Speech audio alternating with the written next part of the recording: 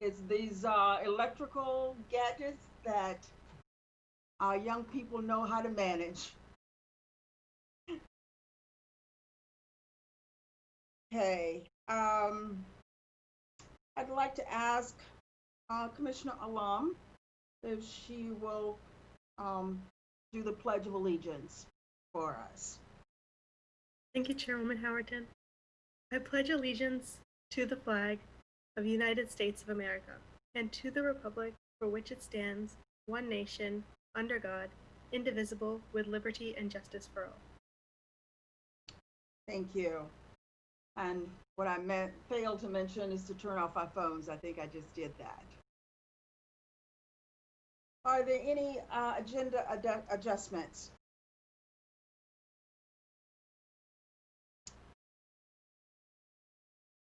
Thank you. Announcements. First of all, I'd like to say thank you to my fellow commissioners. Thank you to Commissioner Jacobs, Commissioner Carter, Commissioner Alam, and Commissioner Burns for electing me as the chair of the board. I am excited to be your new chair. I look forward to serving you as your partner on this board for this year.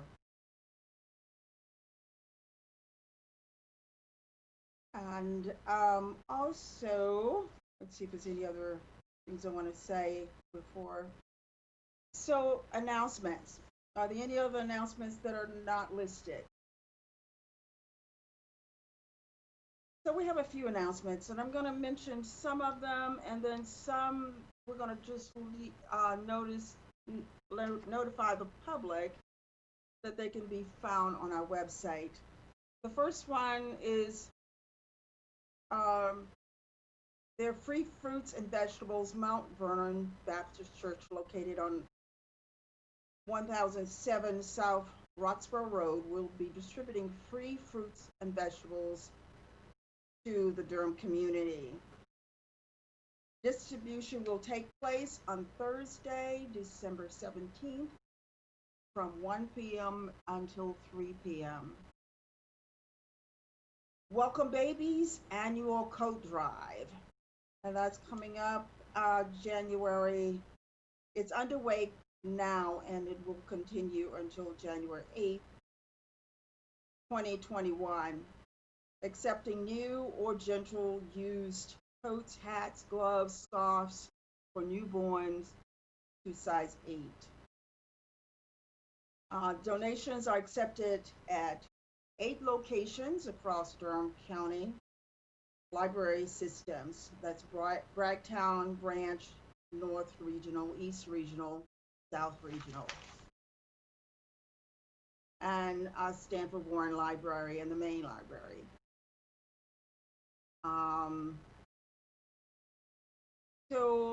There's a new screening process at Human Service Building. Just going to touch on these briefly. Durham County Library virtual events. You can find the information on the website. Durham Technical Community College, Back to Work initiatives. Please be sure to go to the website to find that information. We really want to support our citizens with back to work initiatives that Durham Tech has going on there. There's free COVID testing sites.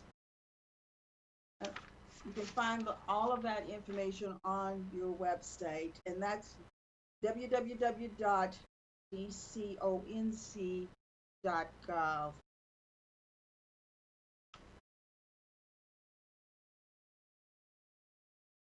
Okay, next one.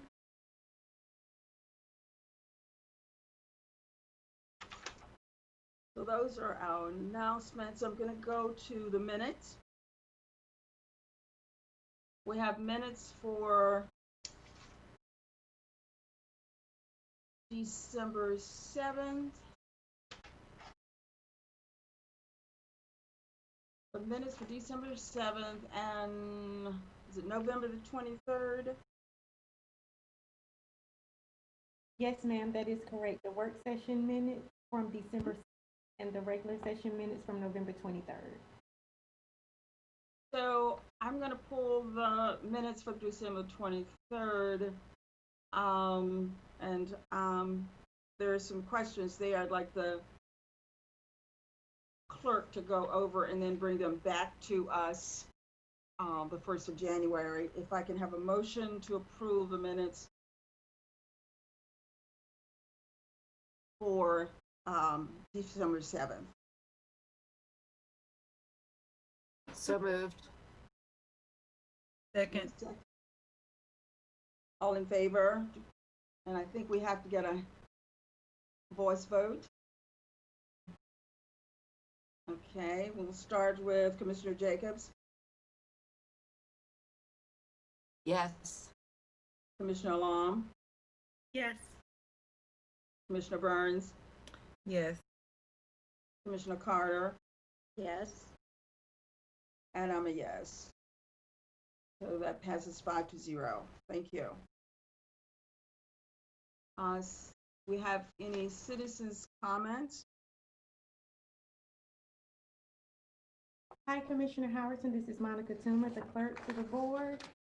We did receive one citizen comment during the open time frame, which started on Thursday through Sunday at 12 p.m. The comment was received from Barbara Jacobs, and it reads, I would like to submit the following statement for the public comment period at the next Durham County Commissioners meeting on December 14th. Thank you very much for your help. Enjoy the weekend, but stay safe. I read an article in the October 20th N&O about County Manager Wendell Davis's decision to grant hazard pay to many Durham County employees beginning March 15th. I assume he had the power to award this. However, I was quite surprised to hear that he had not informed the county commissioners after he made this decision.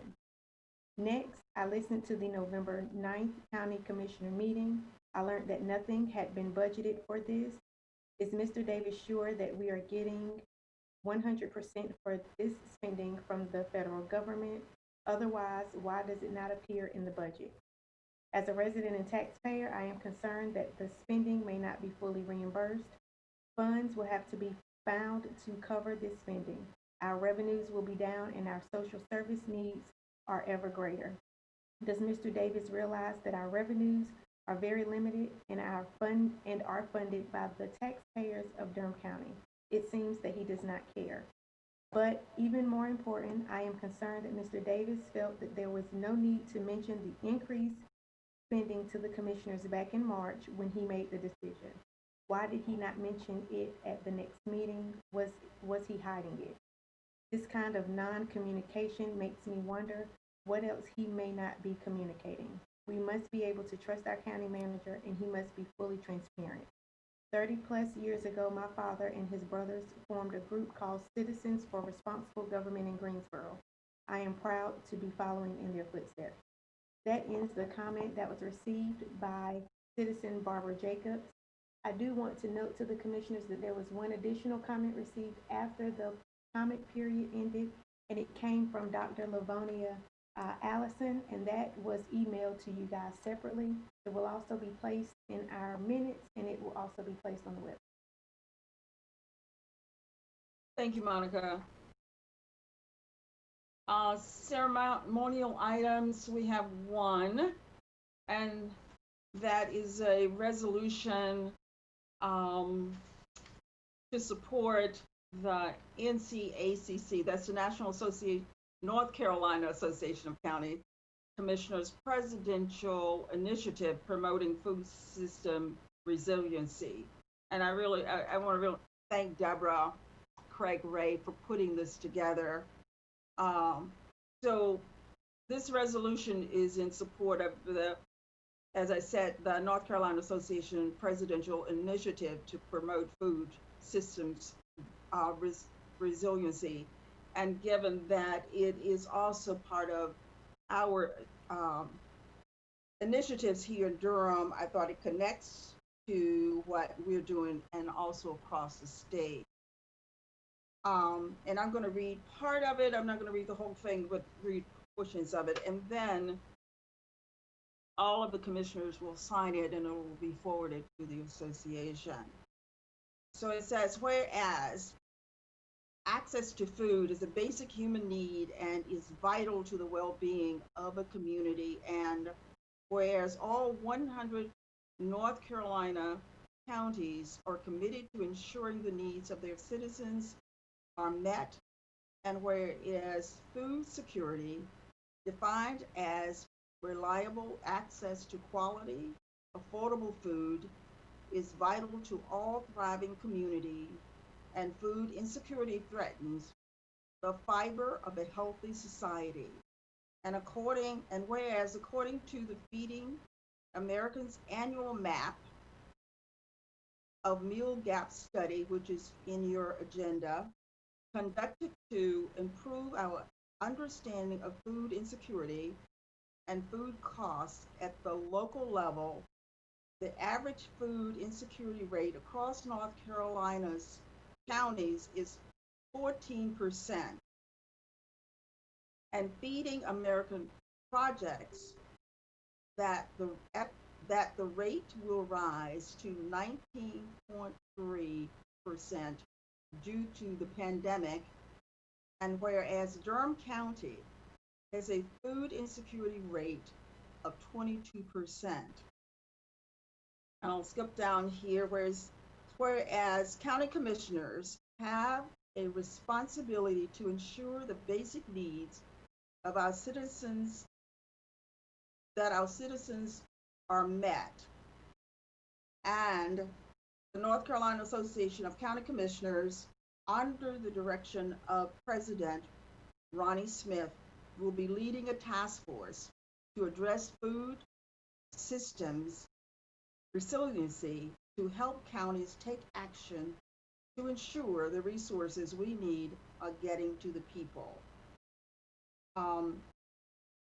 Now, therefore, be it resolved that the Durham Board of County Commissioners do hereby resolve to support the work of the NCACC Task Force and will commit to examining the food system in Durham County and take steps to help strengthen the system in the service of sustaining thriving communities. It's the 14th day of December 2020, and all of the commissioners will sign that, and it'll be forwarded on to the association. So now we'll go ahead to our consent agenda. I've asked the manager if he'll go through the consent agenda. These are items that we've discussed prior, and the manager will take that through.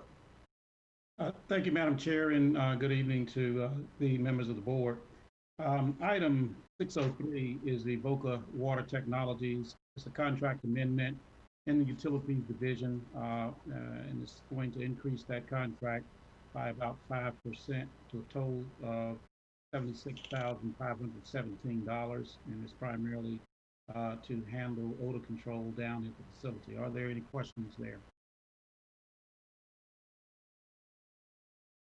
Hearing none, we will move to item 604, which is essentially the electrical controls and maintenance contract amendment for the Utilities Division also, which is effectively being paid for out of the enterprise fund.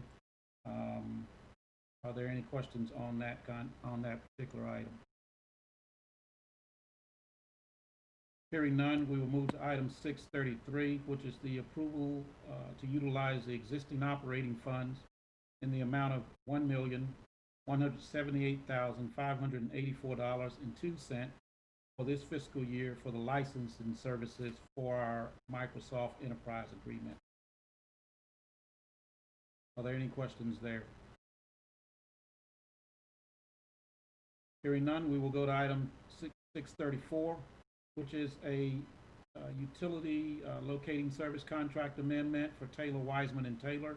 And this is essentially a contract that will increase in the amount of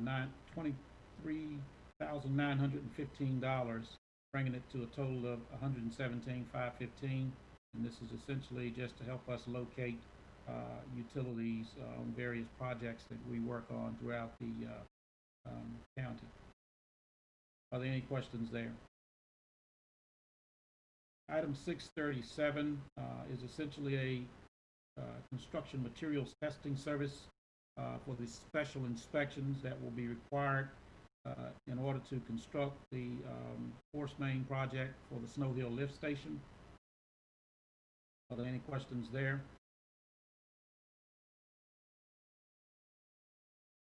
Hearing none, we will move to item 650, which is essentially a execution of a master development plan as well as a revised letter of commitment for the loan for 300 East Main Street and the Affordable Housing Development Project.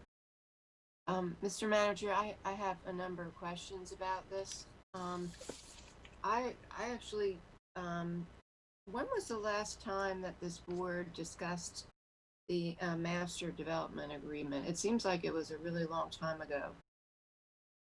I don't know the answer off the top of my head, but I think that Perry Mans is probably on, or either Jay Gibson. They may be able to answer that question. So, Commissioner Jacobs, is that one you want to pull? Yeah, I would like to pull it. I would like to know if this could be on our work session, on our January 4th work session, because I have a lot of concerns and a lot of questions about the master developer agreement, since this is the template for these projects. And I don't know how much time the other commissioners spoke about it during orientation, but I'm very confused about the 74-page agreement, and I think if we can to actually have time for in-depth explanation at our January 4th work session, that would even be the best approach. So, are you asking to pull it tonight so we can move this to the bottom of the agenda, to the end of the agenda, to have conversation? Sure. Mm-hmm. Okay.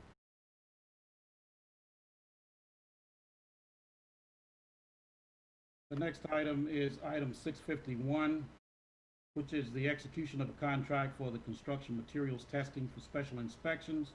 Also for the 300 East Main Street structured parking project with Falcon Engineering. Are there any questions there?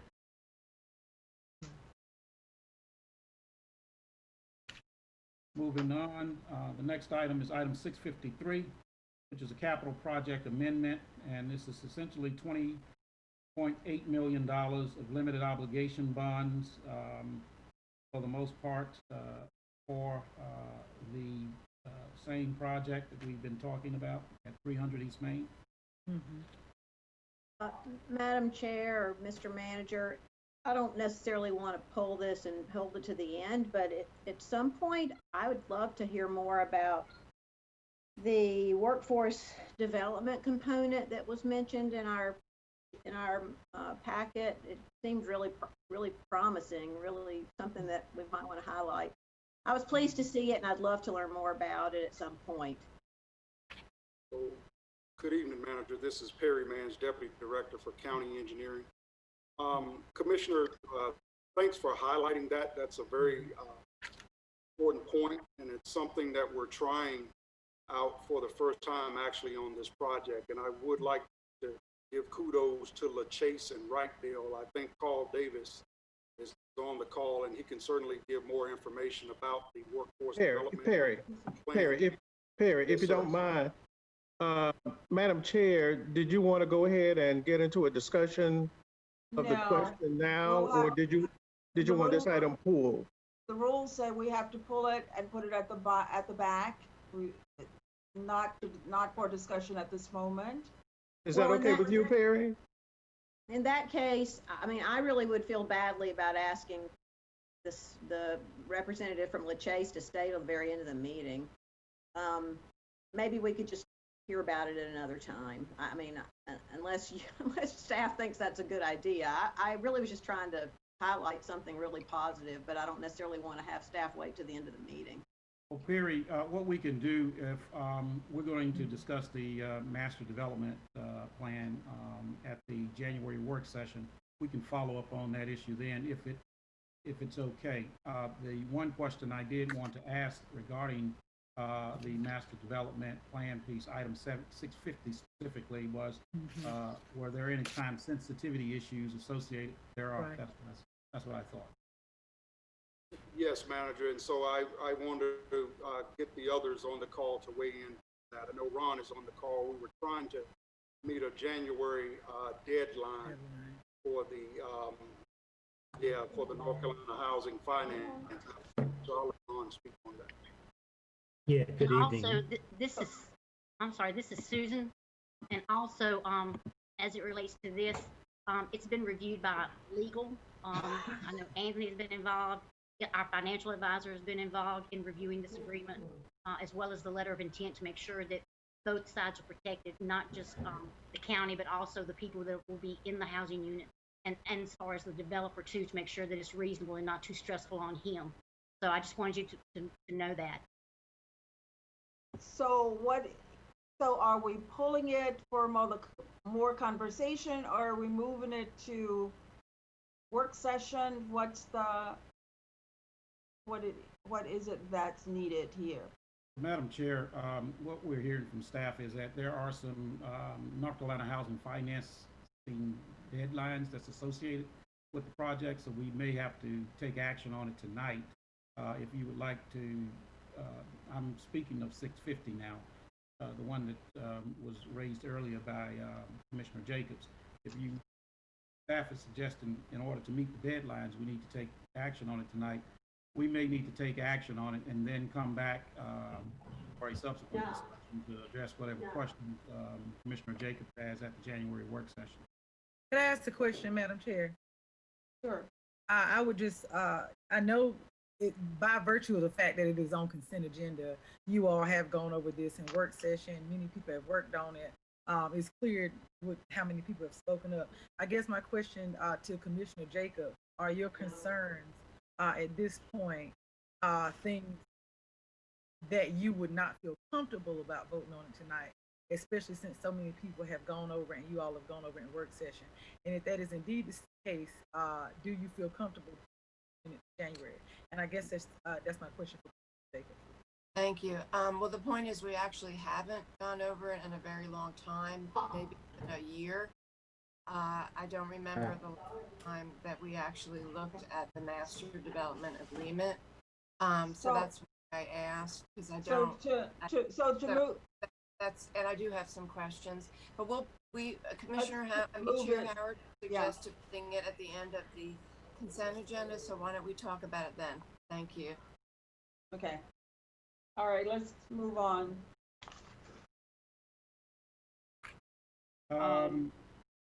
I stopped on item 653. That was the lobs, and I just wanted to see if there were any questions there.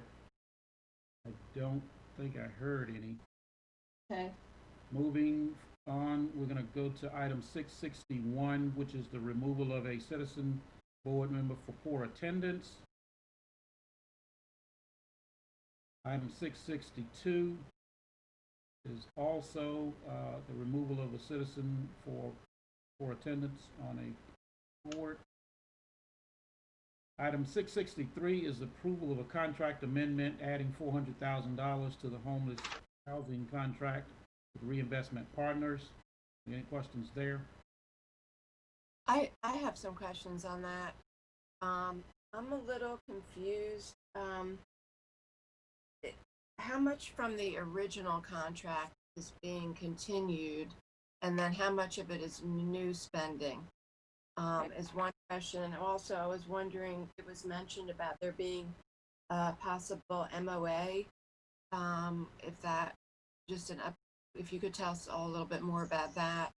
So is that one you want to pull? Is that one you want to pull as well, Commissioner Jacobs? No, I think it could probably be answered real quickly by staff. It can be answered and because obviously we didn't have a work session. We didn't have a work session this month. That's why we're hearing all this stuff for the first time. So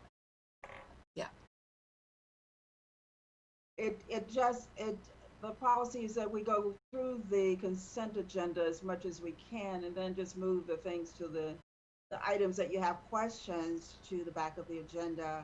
Fine. And you That's have time to discuss them rather than just getting a quick answer. Sounds fine. Okay, great. But someone else may have a question as well. All right. All right. The next item is the budget item 665, which is a budget ordinance amendment on the interlocal agreement with the City of Durham for the CARES Small Business Grant Program in the amount of $250,000. Are there any questions regarding that particular item? I also had a very quick question because this hadn't been on our work session, but if you want me to pull it for the one question, I'll do that. That's fine. Whatever you prefer, Madam Chair. Thank you. So we're pulling 665. Okay. Item number 667 is the next item, which is the budget amendment for the Recovery and Resiliency Community Development Block Grant. And that's for our Social Services Department, and the funds are in the amount of $5,263,411. Are there any questions there? Hearing none, we will go to item 668, which is a property tax release and refund report for the month of November. Are there any questions there?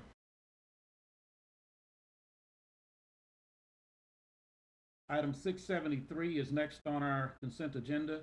The budget ordinance amendment appropriating $376,350 of general COVID reserve money for the contract extension and approval for the continued home delivered meals for our food insecurity work.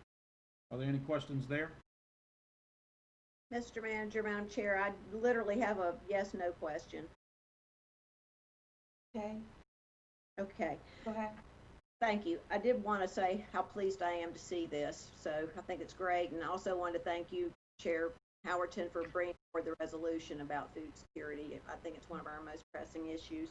My quick question is, the amount of money, would the current remaining balance available from the original set aside for COVID of $4.5 million now be $819,996 if we, after we approve this? I'm just trying to get a handle on how much money is left in that set aside fund, and I feel like I read that somewhere and just want confirmation on that.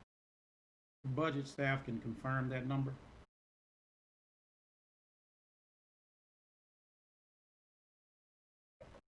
Mr. Carter, this is Keith Lane, Budget Director. I believe there's a little over $800,000 left in the designated COVID-related dollars. Okay, thank you. Yes, ma'am. Okay.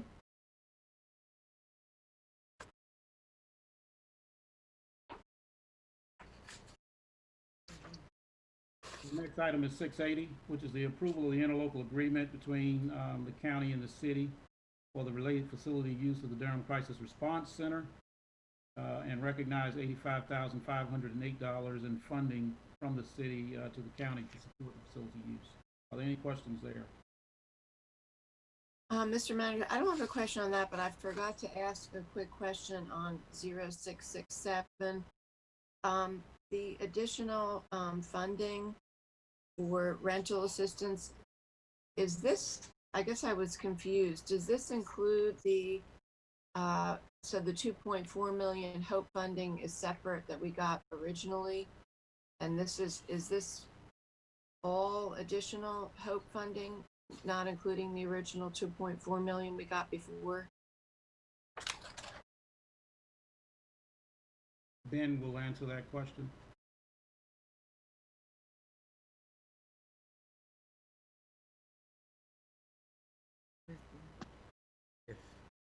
If Ben can get the buttons to work correctly. Good evening, everybody. And I have Janine and Kelly online as well too, I believe. Can you guys come online? Because I actually was a little thrown by the number when I heard it read. So I wanted to make sure because our additional HOPE funding was about 3.6 million. So Kelly, but I think Sure. I heard 5. Can you address maybe what that might be? Yeah, so this is in addition to the 2.4. It is an additional 5.2, and you'll remember that 15% is administrative funds. So Administrative. in the Yes, we do. attachment, there's a yes. So direct client is was originally a little over 2 million, Right. and we're adding 4.4 million to that for a total of 6.5 direct to client. And then the admin is 15%. That's true. My mindset was in that. service money. We do have a sorry. 15%. Okay, you My said that. mindset was in the service in 15% administration. Yeah, Okay, that's a it. little confused. So 6.5 is going to be for rental and utility assistance. And how much is admin? 1.157 million is allocated to administer the program, which brings it to a total of 7.7 million, and not to exceed 7.7 million. Okay, wow, this is amazing. So we're getting an additional $6.5 million for rental assistance for residents, or rental and utility. Is that right? Well, it's not an Total. additional, but it's 4.4. Yeah, Okay. 4.4 additional 4.4. to client. Okay, and on top of the 789. original. Mhm. Okay, wow, but still, Yes, that's yeah, really high fantastic. volume. And I just want to jump in here if I can. I know we're pulling it, but I want to make it very clear to all parties on the phone that every opportunity to explain how in-court funding was distributed was made to everyone at the county and the city level for months on end. So in the event that there are questions, while I can appreciate that we are asking staff, I would urge everyone, Durham is not in my portfolio for obvious reasons, but I would urge anyone on this call who has questions, because again, I kept my mouth closed because these questions for me are very troubling. People saying in addition to, not in addition to. And again, I spoke with past commissioners as well as current ones about how this funding was to be allocated. I would urge you to actually reach out to HOPE and reach out to NCOR if you have any questions, so as not to have any continued confusion, because the same thing persisted on the city call. And what we don't want to do is mislead the public about potential funding from state agencies, especially when some of it might be running out on December 31st. So I just want to throw that out there. I do think that the staff did an excellent job of explaining it. I'm sorry that it's not coming off clear to some folks, and if need to, and I'm sorry that I'm taking up so much time, Madam Chair, I would be more than happy to talk to those who continue to be confused about how these numbers are allocated. And that's all I have. So thank you, staff and Commissioner Burns. If there's more conversation to be had about this item, I'd like to go ahead and get through the consent agenda. And those that need to be pulled and have more conversation, let's put them at the back of the agenda and have the conversation that you need to have. So, Madam Chairman, we had one item left, which was 680, and I don't think that I heard any questions pertaining to that particular item. And if there are none, that concludes the consent agenda, absent those items that have in fact been pulled for questions later on, which is our master development plan, 650 and I think 665. 650 and 665 were the two that was pulled. Was it 663 as well, or was it just two? I noted those two. Did you have a third one, Commissioner Jacobs? Well, I had 663, I had some questions, and 650, and I only had a one-line question related to 665 that I don't really think it needs to be pulled. I simply was going to ask if we could get a copy of the recipients, a list of who receives the grants, if that could be provided to us. Okay, all right, so we won't pull 665. You can, that can be directed to staff to get that for you. So if I can get a motion to approve the consent agenda with the exception of 0650 and 0663. Madam Chair, I make a motion to approve consent agenda sans 6650 and 0660. And a second. Second. Okay, it's been moved and second. All in favor? Aye. Okay, that's right. I have to By name. remember, you have to get the voice vote. Right.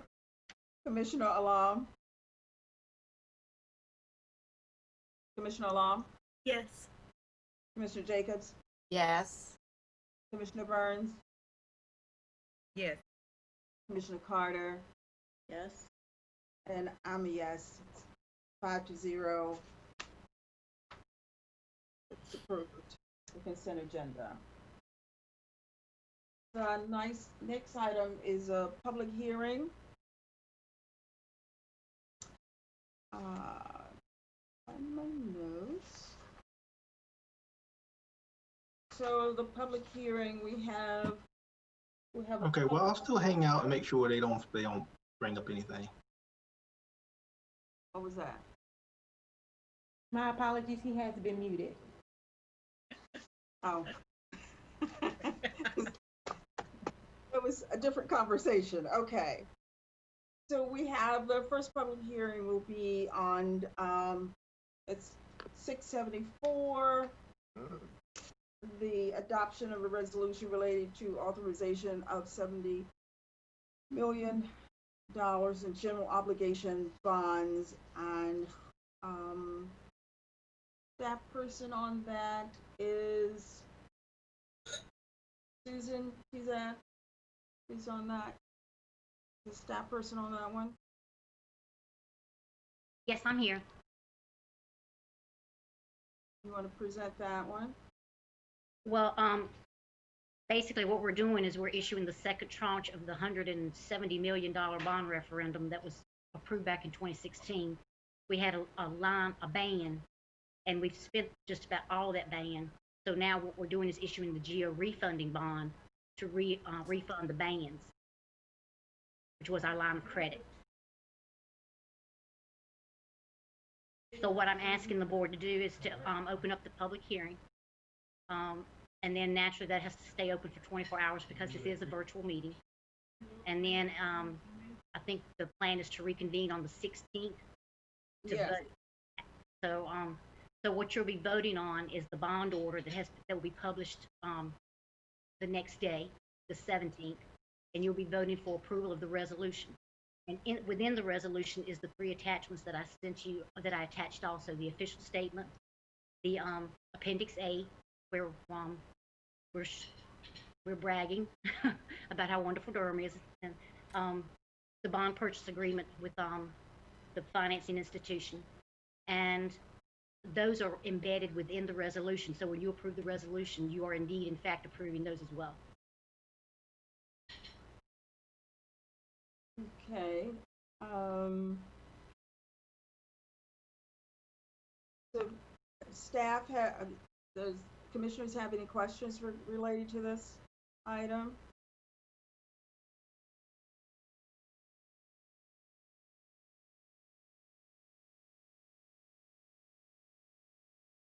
Chair Howerton, I had a question, please. Go ahead. Susan, so I assume, is this related to the good interest rates right now that we're trying to take advantage of them? Is that what the the thinking is behind? Well, we really, our plan is we do bank financing because of the low interest rates. And then within a 3-year period, we issue the bonds to pay off the line of credit. So it's time. And so that's part of it from a timing perspective, and make sure that we adhere to our policy. And then the second part is the fact that rates are really good. So we're very fortunate.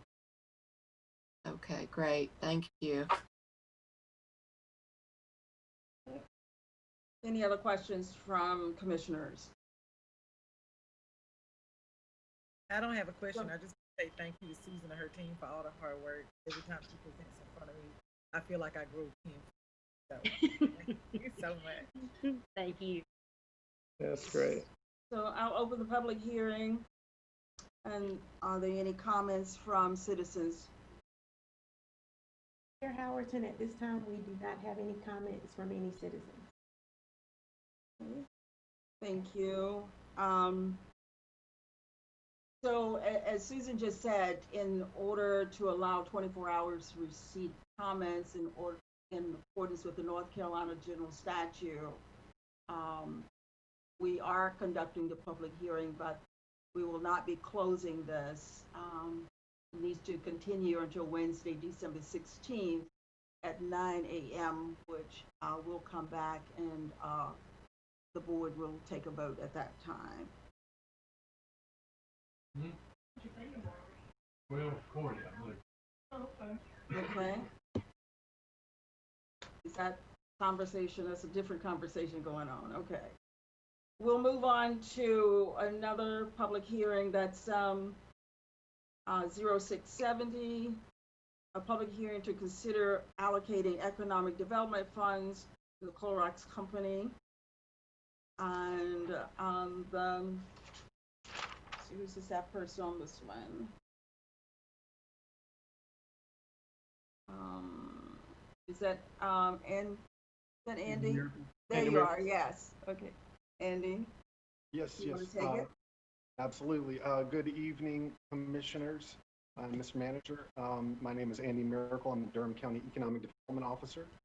The board is requested to hold a public hearing to consider allocating a total of $50,000 in economic development funds to the Clorox Company and authorize the county manager to enter preliminary negotiations and execute an agreement with the company. The Clorox Company, a leading multinational manufacturer and marketer of consumer and professional products, will create 158 new jobs and invest $7.5 million in Durham County. Since 1913, the Clorox Company has manufactured and marketed household cleaning, home care, and personal care products in more than 100 companies or countries. The company's Better Health BMS division focuses on vitamins, minerals, and supplements. Clorox will establish a new research and development facility and expand corporate operations for Better Health and Burt's Bees, which currently employs more than 500 people between its headquarters in Durham and a manufacturing facility in Morrisville. Approximately 60 of the new jobs or IT positions that will require a range of education and experience from an associate's degree to a master's degree.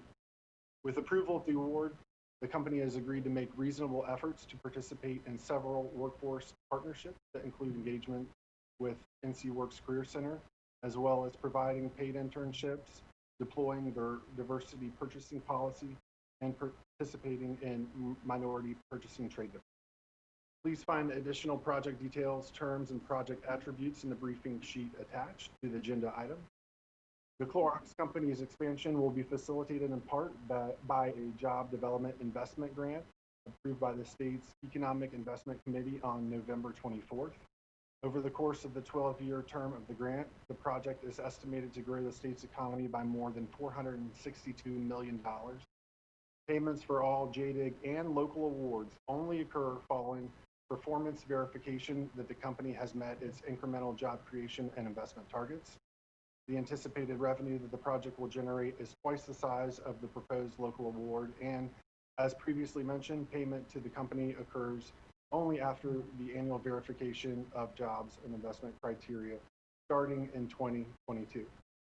Staff is recommending that the county provide $50,000 in economic development investment funds to the Clorox Company subject to performance goals being met by the company related to timing and amount of investment, employee creation and maintenance of the created jobs, as well as partnership engagement criteria. This public hearing has been advertised as required by law, and that concludes my comments on this item. Thank you. Thank you, Andy. Are there any questions from any member of the board?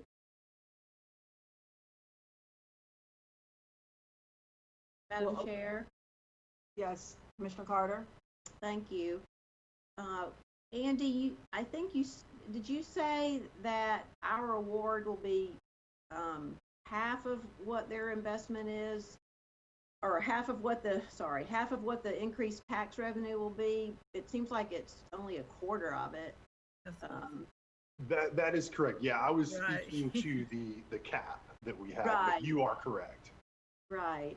Yeah, right. You're right. The cap's 50%, but in this case, we're only doing about 25%. Yes, I mean, I'm thrilled that we're doing close, right? But let's, the smaller our award needs to be better. I also just wanted to highlight some of the community benefits. I mean, you mentioned some, Andy. The paid summer internship is huge. I just really am grateful to the company for being willing to do that. And also the fact that they have sustainable building design and construction and operating practices is super important to our board, I know, and helps us meet our, renewable energy goals and our greenhouse gas emission goals going forward. And I really want to hold that up and encourage more companies coming here to match that particular community benefit. So I just wanted to say that and to say how excited I am about this expansion here. And the Birds to Bees connection is not, that's not missed. Really great. Hi, Matt. I was about to say the same thing. Thank you, Commissioner Carter, and I'm gonna get Matt in just a second here. And thanks for highlighting those things. I think that's pretty exciting for all of us. So are there no other questions for commissioners? Commissioner Jacobs? Thank you, Madam Chair. Andy, I just want to clarify, this was a joint where the city also did an incentive as well. Is that correct? That this was a joint BCAM? They will be considering this at a future regular meeting as well. Okay. And I also want to point out another highlight that in addition to all the things that Commissioner Carter pointed out, is that it's just also great to incentivize workplaces downtown. That actually used to be one of our incentive goals, which I think we removed, but because to create a work, live, play environment and create walkable jobs or jobs that are near a bus station was something else that we consider important. The county's made a lot of investment in downtown Durham. Andy, I was wondering, how are we going to track a lot of these things like the internships, and especially on the next one with bioagility? There's some really specific commitments. I know we've got an awesome economic development website. Thank you very much for all of your hard work on that, Andy. That's up, just newly launched. But I just want to hear how are we going to, every year go back and check in with the companies? What are your thoughts on that? Yeah, absolutely. So as the agreement is currently structured, or all agreements are structured, every year there's an annual jobs and investment targets that have to be met in order to qualify for payment. So I think kind of given that arrangement, we would look to do something akin to a general annual report on all of the incentive payments that are made for that year. As you can see with this project, the investments aren't starting until 2022. So then the first year of payment will be 2023. So it'll be some time before these come online. But as with the agreements that we currently have in place, that's the approach that we'll take moving. That's great, and I think it's important that those reports are shared with the public, as well. So if we can add them to, I know you said we're gonna have some page up there around the incentives, and however we can share directly the accountability with the community with those reports. Thank you. Mr. Miracle, I want to jump in as well. If I'm not mistaken, aren't you all going to do as you've always done and almost quarterly, if not biannually, track FTEs so that we know that they're keeping up with their hiring practices over the time limit that we've given them? That is correct. With the annual reporting includes quarterly report. That's right. So we don't have to worry about them getting behind. Like, we would know if they have said, again, as you've always done, and you always do a bang up job. So, you know, I'm a big fan. In the event they say they're going to hire 10 people, as has always been your practice, you do not wait until December to get the 10. That quarterly track, so that we're both protected, both that company and our county, and our citizens are protected. We track those hires, correct? Well, yes, the way it's currently structured is the quarterly reports are submitted as part of the annual report. Absolutely. Okay, that was all I was just clarifying. Thank you so much. Yep. Yeah, I just want to clarify that I wasn't just referring to the hires. I'm referring to all the community benefits. That is brand new that we're doing. That's not just the hires, but the full package. Understood your question. I understood your question. I had another one for Andy. Yeah. Thank you. So if there are no other questions from commissioners, any other questions from the commissioners? And I don't know if you said it, Andy, or not, but and Commissioner Carter may have mentioned it, but it was great to see that some of the jobs that you will have will not require an advanced degree. So that's great to know. So I will open the public hearing. Any public comments? I see Matt Kopak there. Would you like to make comments? Yes, Madam Chair, if I may. Good evening, Madam Chair Howerton, members of the board, Manager Davis, and staff. My name is Matt Kopak, resident of Durham, and the Sustainable Business and Innovation Manager for Burt's Bees. Thank you for the opportunity to be here and address you this evening on behalf of the Clorox Company. In preparation for tonight, y'all have reviewed a lot of information from Clorox about the company, our commitments to this community, to sustainability, to inclusion and diversity. So I thought I would just provide a bit of context and a little history, if I may take a couple minutes to do so. Just a bit of an idea of how we got here. So Burt's Bees was founded in rural Maine in 1984, which was actually a really hard place to grow a business. And while looking for a place to potentially relocate in the early 90s, our co-founders, Bert Shavitz and Roxanne Quimby, were invited by North Carolina's Tourism and Commerce Board for a visit to the state. And so Bert stepped off the plane with his Birkenstocks and wild hair and scruffy beard, and he and Roxanne were taken on a whirlwind tour around the region by the area chambers of commerce. And following that visit, Bert and Roxanne decided to relocate their nascent business to the area in 1994 because of its great manufacturing labor.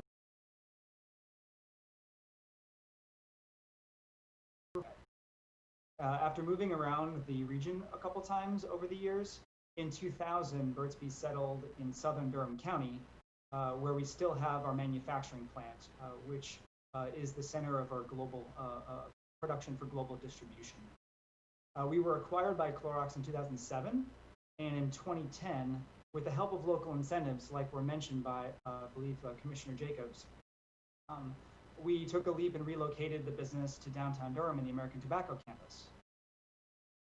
In 2017, Durham became a hub for an expanded IT department for Clorox, which is located in our Burt's Bees facility. And now in 2020, we're really excited about this opportunity, the potential for the Clorox Company to expand further and accelerate its growth even further in Durham. The deal would make Durham the second headquarters for this Fortune 500 company. And as Mr. Miracle mentioned, the new home of our Better Health Vitamins, Minerals, and Supplements division. I love the fact that the story of Burt's Bees and Clorox are becoming part of the story, are part of the story of Durham, and that a former tobacco warehouse is the home to a global health and beauty hub, and that we can bring even more jobs to this community through this deal. I think Mr. Miracle talked about the different stats about the job growth expected, the investment, and our broader commitment to this community. So I just want to say thank you for your consideration of a local contribution and for all the work that's been done to make this deal possible for the benefit of Durham residents and our broader community. So thank you all. Thank you, Madam Chair. Thank you, Matt. And I see Jeff Durham here as well. Jeff, would you like to have something to say on this topic? Thank you, Madam Chair. Good evening, Commissioners, Mr. Manager, staff, neighbors, and welcome again to Commissioners Alam and Burns. I'm Jeff Durham, President and CEO of the Durham Chamber. Always fun to follow a great public speaker like Matt Kopak, so thanks, Matt, for having to set the stage like that for me.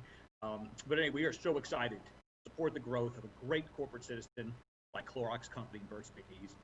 As you all know, these jobs carry a significant multiplier effect, and working with the state and the city, we were able to ensure that the workforce development, education, and other community partnerships are leveraged so that these opportunities can further benefit our whole community. The Chamber looks forward to continuing to facilitate our work together with the county, and I thank you for having me this evening. Thank you, Jeff. Okay, so Howerton? Yes. I did receive one citizen comment. Sure. From Dr. Lavonia Allison. She stated in writing that she was requesting an explanation on how the company was relating and confirming the MWBE certification set by the county. And she also wanted to know the company's plan to partnership to support local minorities in schools, colleges, and with training. Okay. Who would like to answer that? Is that you, Andy? Yeah, Matt may be able to speak in more informed detail, but Clorox will be deploying their current corporate diversity purchasing policy and programming that they have in place. Matt, I'm not certain if you're able to supplement that more, but we will certainly look for opportunities where available, if there are opportunities to strengthen those connections within the community and within Durham as well. Yeah, I'll just add that this is a major priority for the company. I think in 2010, the company spent about $150 million with diverse suppliers. There's tracking that goes along with it at the company level, and that focuses on minority women, service disabled, veteran, as well as gay, lesbian, bisexual, and transgender business owners in the U.S. and Puerto Rico. I don't have specific details at this point about how that will be deployed locally, but I know that that is a big priority for the company writ large, and we look forward to partnering with the county and other local organizations to be able to bring that to life in Durham as well, where appropriate, based on the goods and services that are needed from a procurement standpoint. Of course, it also goes without saying from an employee standpoint as well, that diversity and inclusion are really critical for the company. Clorox recently launched a new inclusion diversity strategy, which you can find on the corporate website. And it is something that I know from the CEO on down is a major area of focus and something that we're working really intentionally on. In terms of the schools, I think that will tap into some of the commitments around paid internships and our existing and still future partnerships with Durham Public Schools, and looking forward to build that out further, as we now will have a much larger employee base. And the presence, as I said, of this, not only is the site and headquarters of a division of Clorox, but now a second headquarters, that I'm hopeful we can look for additional ways to grow some of those local partnerships. Thank you, Matt. And I'm probably, if you could, can you have something in writing to us? Can you get us something that's documented? so that we have something to refer back to. Knowing Dr. Allison, she will want something in writing that you said. Mm-hmm. Yeah, well, I don't know if the meeting's being recorded, but certainly happy to partner with Andy and Jeff and partners at the chamber to have something that's documented that can be shared back. That would be great. Thank you. Chair Howerton, I also have Nicole Thompson on the line from downtown Durham. She's the CEO and president. I believe she also would like to speak as well. Yes, Nicole. Good evening, commissioners, Mr. Manager, and Durham County staff, and a special congratulations to Chair Howerton and the new commissioners, Alam and Burns. As president and CEO of Downtown Durham, Inc., I'm here to speak in support of the county's participation in this partnership to help increase the Clorox Company's presence in Durham. Burt's Bees and Clorox have been an important part of Durham and especially our downtown ecosystem for over 20 years. As you may know, the corporate headquarters of Burt's Bees, and of course you do because Matt just shared that with you, but as you may know, the corporate headquarters of Burt's Bees, along with the 300 square foot cabin of Burt's Bees co-founder Bert Chavitz, are located in downtown Durham. With the latest announcement, Clorox will expand its corporate presence in Durham by adding a second headquarters, its Better Health Vitamins, Minerals, and Supplement business. This expansion demonstrates Durham's increasing popularity among global, national, and regional corporations. Not to be overlooked are the numerous ways that Clorox has been a true community partner in Durham. Just one such example is their incredible work it did for the Corporate Partnership for Durham COVID-19 Recovery Fund. This initiative funded 31 nonprofit organizations providing food, housing, childcare, and education to the Durham community. And I can only assume that Clorox will continue to be a strong corporate supporter, sponsor, and partner in Durham. So I am too excited to support Clorox growth within Durham and all the benefits it will bring to Durham and downtown and throughout the county. Thank you very much for this time. Thank you, Nicole. Are there any other questions from commissioners? So again, this is, we will not close the public hearing. The same statement I read earlier for the other one, and I'll just read this again. In order to allow for 24 hours of receipt of comments in accordance with North Carolina General Statute, when conducting a public hearing at a virtual meeting, the board will need to continue the meeting till Tuesday, December 16th, 2020, and adopt the to adopt this. We have Madam Chair, if I may, Madam Chair, just to be clear that persons have until actually 24 hours from this evening's meeting to file any additional comment if they're going to do so. So we're essentially recessing the meeting until December 16th at 9 o'clock. Okay. Keep me straight, Attorney. Thank you. All right, we have one more, and I think this is Andy as well. Public hearing to consider allocating economic development funds to adjunct lab. That is correct. And is that you, Andy? That is me as well. All right. Commissioners, the board is requested to hold a public hearing to consider allocating a total of $395,000 in economic development funds, BioAgilytics Labs, LLC, and authorize the county manager to enter preliminary negotiations and execute an agreement with the company. BioAgilytics Labs, LLC is a leading life science testing company that will be creating 878 jobs and investing $61.5 million in Durham County. BioAgilytics was founded in Durham in 2008 and maintains its headquarters there, while also operating laboratory locations in the Cambridge area of Massachusetts and Hamburg, Germany.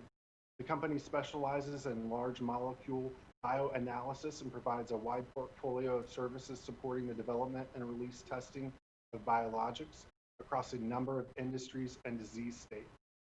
Of the newly created positions included are approximately 215 lab operations positions that will require a range of experience in education between a high school diploma through a bachelor's degree and multiple years of experience, as well as approximately 170 analyst positions requiring between an associate's degree through a master's degree and multiple years of experience.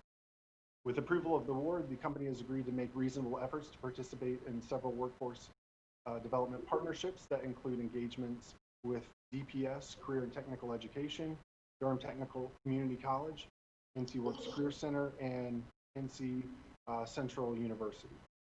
Please find additional project details, including a full list of partnerships, terms, and project attributes in the briefing sheet attached to the agenda item. Bioagiletics project in North Carolina will be facilitated in part by a job development investment grant approved by the state's Economic Investment Committee on October 29th. Over the course of the 12-year term of the grant, the project is estimated to grow the state's economy by $2.8 billion. Payments for all JDIG and local awards only occur following performance verification that the company has met its incremental job creation and investment targets. The anticipated revenue that the project will generate is twice the size of the proposed local award, and payment to the company occurs only after the annual verification of jobs and investment criteria starting in 2023. Staff is recommending that the county provide $395,000 in economic development investment funds to Bioagiletic Labs, LLC, subject to performance goals being met by the company related to timing and amount of investment, employee creation and maintenance of the created jobs, as well as partnership engagement criteria. This public hearing has been advertised as required by law. And while that does conclude my comments on this item, we do have a company representative joining us for this call when you are ready to receive those comments. Thank you. Thank you, Andy. Questions from the board staff? I just want to say, Madam Chair, even in looking through this package, I mean, if anybody's taking any time to look at the briefing sheet, just some of the things that were really highlighted to me. You know, we talked about internships with the last offer, but the fact that they have committed to 5 internships annually, I think that you know, as we're looking at workforce development, to make that kind of investment in students is huge. And they're not just talking about at the college level, they're talking at the high school level, because we all know that the individuals can go into clinical research, go into clinical trials work, and not have a 4-year degree. I think the other thing that jumps out at me is that they're open to hosting teachers over the summer. We all know that there's, at times, when we look at what our bachelor's in education degrees invest into some of our teachers, they often want to go back and pick up coding and pick up information in STEM so that they can inspire their students. And I'm actually encouraged to see that these types of, that they're going to allow teachers to come in to shadow, and I just can't wait to see what these teachers are able to bring back to their classrooms. Of course, you know, the investment in working with the Bright Center, I'm always happy to see when people realize that we have to work not only with Duke, but also with NCCU, and even with our public libraries. This package, just the holistic approach that it has to embracing our community as a whole here in Durham makes me very excited, and I just look forward to seeing what work they do. Thank you, Commissioner Burns. Commissioner Jacobs? I just want to echo what Commissioner Burns just pointed out. I was really impressed that you are, Bioagiletics, even specifying an internship for a high school student and what job it could be linked to, a student at Durham Tech, and then what entry-level position, and then same thing with a college student. So specific education levels being linked to specific entry-level jobs connected to the internship. And so I guess what I would say, Andy, to you is, how can we make Bioagiletics a model and really promote what they're doing? Because that's really what we need. I think I'm really proud of our board for with your help, Andy, and Chamber and everyone's help for getting to where we are now with our economic incentives policy. But how do we get to the next step of really the accountability? And at the end of the day, what we really want is we want our residents and our kids and our students to get these jobs. That's really what we want. So I guess we don't have to talk about it now, but I think what bioagilitics is doing is really raising the bar, and how can we do this with other people? The other thing that jumped out at me was their TDM policy. Same thing, very concrete. This is the flexibility we're offering. This percentage of people can work at home.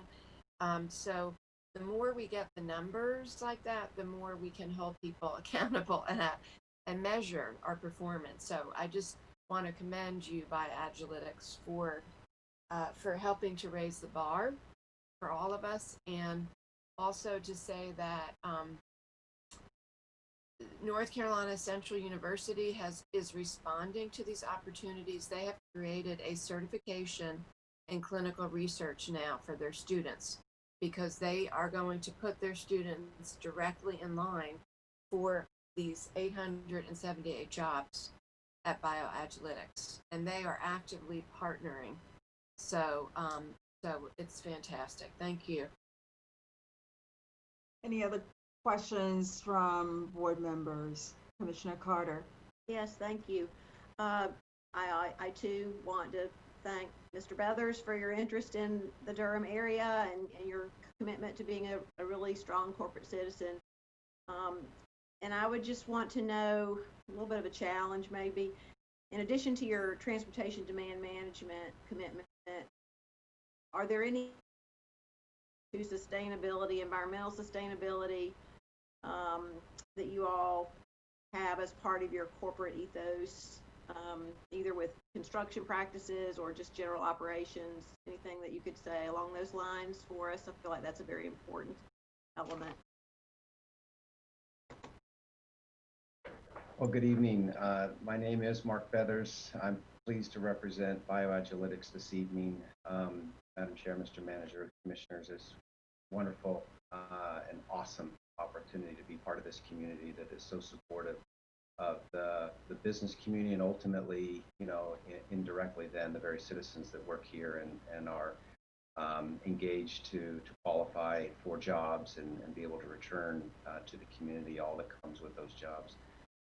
Bioagilitics has really a story that begins back in 2008 with the Great Recession, where companies were scattering and the unemployment line was growing, and one of those individuals who was standing in the unemployment line one day, coming out of a Durham-based company, said, there's a better way than staying in this line. Even in this environment, there's an opportunity to be an entrepreneur, and it was this very community, Durham, that embraced Afshin Safavi back in 2008. Not with grants, but with a community that had been built and cultivated by efforts of this governing body and predecessors, of course. And it created for him an opportunity that both inspired him and then enabled him to be able to start this business those 13 years ago. He grew it to a point where 8 years ago it attracted the investment of some Boston private equity groups. Of course, Boston is an interesting location in the world of biopharmaceuticals because they are the center of gravity in terms of the talent and workforce that has the ability to both compete as well as supply the talent for our industry. And so their investment was a little bit of a let's see what they can do down in Durham. Let's watch their facility leases, and at the right moment, let's consider moving this business up to Boston. But at each step of the way, this community proved that it could thrive here. The biotechnology, and particularly the drug development space that we are in there, grows at around a 10%, and in some years 13% per year. And this is in what's called large molecule drugs. So it's more of the innovative, cutting edge forms of drugs that are being developed. And any industry that could year after year grow 10 to 13% is fantastic. But this community allowed Dr. Safavi and those that would come work here triple that growth rate. For several years now, we look back and our compound annual growth rate has been north of 30%. Well, the new investors came in a couple of years ago, and they saw us reach actually the kind of the end of the current facility that we're in. So we were definitely talking about a second campus, and that was the moment where they said, maybe now is the time, to be growing in the greater Boston area. And so earlier this year, really appreciate all the efforts, both at the state level and here at the county level, to ensure that bioagilitics understood that the resources that we would need over the next several years to continue to grow at that pace, really an astonishing growth rate, would be provided here, not only in Durham, for meeting our needs, but possibly even exceeding our needs. And so first of all, a grand thank you from bioagilitics to this group to continue to believe in us and our ability to give back to the community in this mutually beneficial way. One of the things that excites us is the opportunity to partner on an ongoing basis in ways that we haven't previously partnered. As a small company, the opportunity to go work directly with the Bright Center, to work even with the high schools around internships, with Durham Community College and JV Buxton over there. I mean, these are kind of privileges that we thought, well, us, would they be interested in us? And now to have those opportunities be where they not only take our phone call, but they clear people's calendars and they schedule meetings and invite us over and come over here when those invitations are also extended. Of course, COVID's made that a little bit unfriendly, but we're thriving there. That is an awesome thing. So in the process of 2021, we intend to develop these programs as outlined in the briefing that you read. We still have a lot to learn, and I absolutely want to acknowledge that in places like environmental and sustainability initiatives, we are not as advanced there as we need to be. And these, stand as items that, from a strategic imperative, are things where we intend to explore, and we have our own investors that are looking to lead the way as they leverage other portfolio company learnings to try to apply those here. But as of today, we don't have a plan to roll out and share with you around our advances that we'll be making in those areas, environmental and sustainability, but our commitment is we'll develop that plan next year. Mr. Brothers, that was really great. Thank you so much. I realized that I didn't open the public hearing. So, commissioners, let me just ask you if there are any other questions from you for staff before I open the public hearing. Hearing none, I'll open the public hearing. And if you have any questions, or are there any other public comments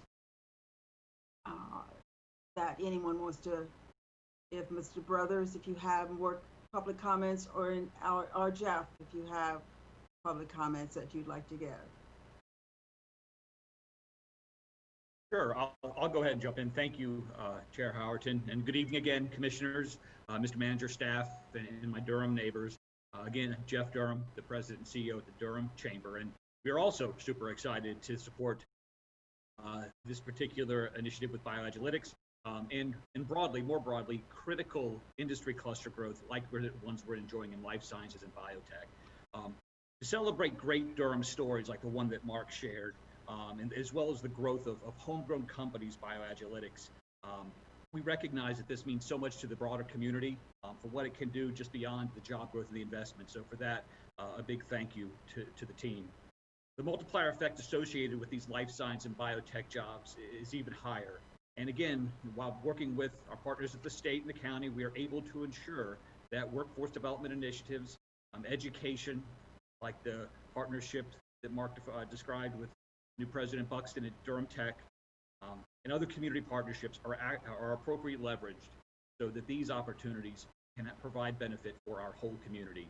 Again, the Chamber looks forward to continuing to facilitate our work together with the county, and thank you to everyone in the meeting this evening. Thank you, Jeff. Chair Howard, I also like to note that we did receive an additional comment from Dr. Livonia Allison as well. Her comment, which was the same one for the Clorox company, she did ask for an explanation of how the company was relating and confirming to the MWBE certification set by the county, as well as how the company plans to partnership to support local minorities in schools, colleges, and with training. And we also have Bill Bullock on the line as well. Okay. Would you like me to take that? Yes, hello. Yes, please.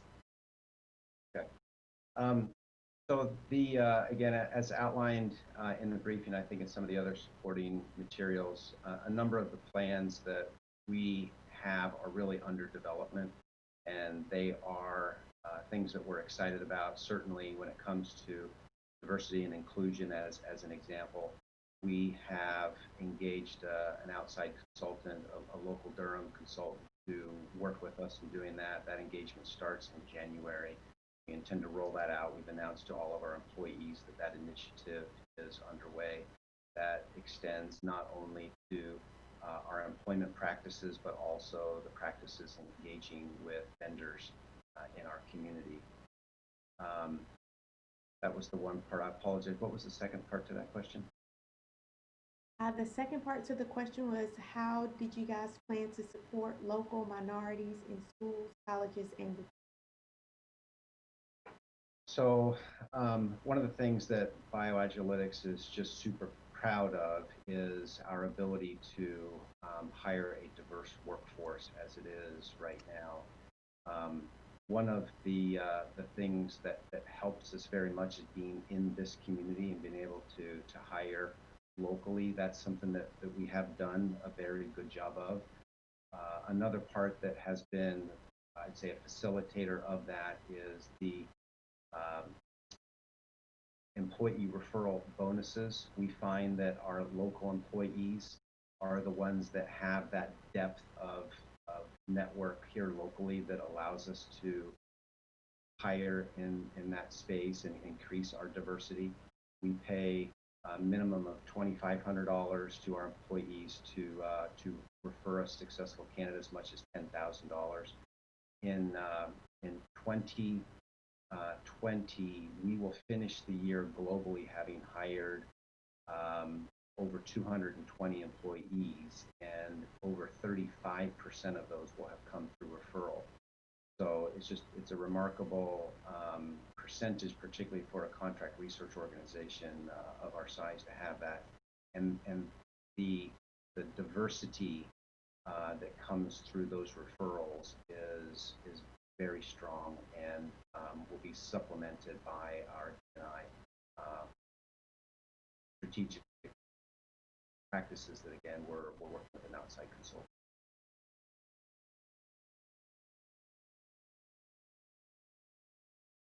Okay. There are other comments? Mr. Bullock? Chair Howerton, it looks like we have Bill Bullock with us from NC Biotechnology Center. Thank you. Okay, Bullock? Yes, thank you. Thank you, Commissioner Howerton, and welcome. Good evening, commissioners, and a special welcome to the new commissioners, Mr. Manager, staff, friends. I'm here on behalf of the North Carolina Biotechnology Center in support of this partnership to help increase BioAgilytics workforce in Durham. As many of you know, the Biotechnology Center has been supporting this industry statewide from our campus in Durham for over 35 years. And I'm just here to briefly add to our excitement on behalf of myself, our CEO, and our entire staff, as we've been supporting this industry and a number of initiatives within the county. And we really look forward to continuing to support this initiative along with Mark and their CEO, Jim Dayton, and their entire team to lend our support to all the benefits that this project will bring to the county and beyond. So thank you for the opportunity. Thank you so much. You know, in this season that we're in, and to have this kind of economic development occurring here in Durham, it's very exciting to hear. To think about the citizens of Durham having jobs and well-paying jobs is one of the things that we're all interested in, is that our citizens get jobs that pay well. So we're looking forward to that. So thank you all for being here. So this is, I will not close the public hearing as we've heard tonight. We're going to recess the public hearing for 24 hours, and we'll come back on December 16th to vote on this item. Thank you so much. Right. Actually, the citizens have an opportunity to commit up to comment up to 24 hours. Okay. Yeah, after tonight's meeting. But this part of your process will be continued over until Wednesday. December 16th. Right. So this is a process, citizens, a new process that we're taking on. So we'll all get used to that. Yes. All right, thank you.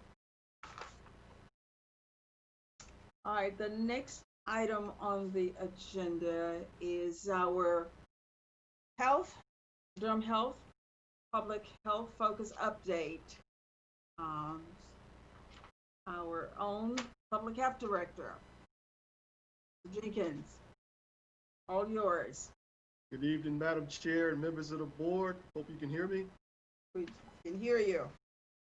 Thank you very much. Again, a warm welcome to the new members of the board. This is the first time we've been able to meet as a board of county commissioners and not necessarily a joint session. So we certainly extend our welcome to you all. I hope to be brief but very informative. We are definitely have reason to celebrate today. It's a good day in our pandemic response because vaccine is in North Carolina. And we're certainly happy about that. We're delighted to report that COVID-19 vaccines are here, and we still need to double down on our mitigation and prevention efforts that have gotten us to this momentous day. That includes the 3 W's, of course. I can't say it enough. Wearing your mask properly, remaining socially distant, washing our hands, and, again, still making sure that we do those things while vaccination efforts get underway. I have a little bit more of an update on vaccines a little bit later in my presentation. But make no mistake about it, the current surge continues to perform this enormous stress test on our healthcare system. And last week, by far, was probably the toughest week that we've had thus far in Durham County as far as the number of cases and everything. So we did see record numbers of cases that we had not seen since the early summer.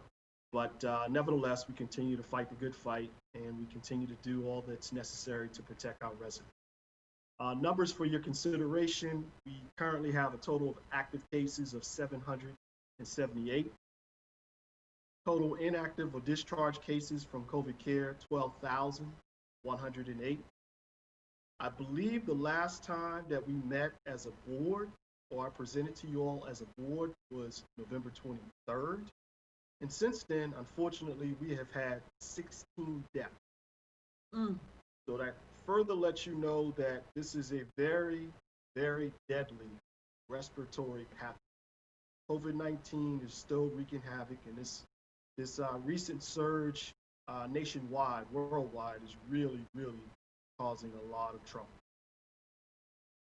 That brings our total since there have been 16 deaths. That brings our total deaths in Durham County to 131. And our thoughts and prayers are to continue to be with these families during this special time when families come together in anticipation of the holiday season. That brings our total number of cases of COVID to 13,022 since the pandemic began.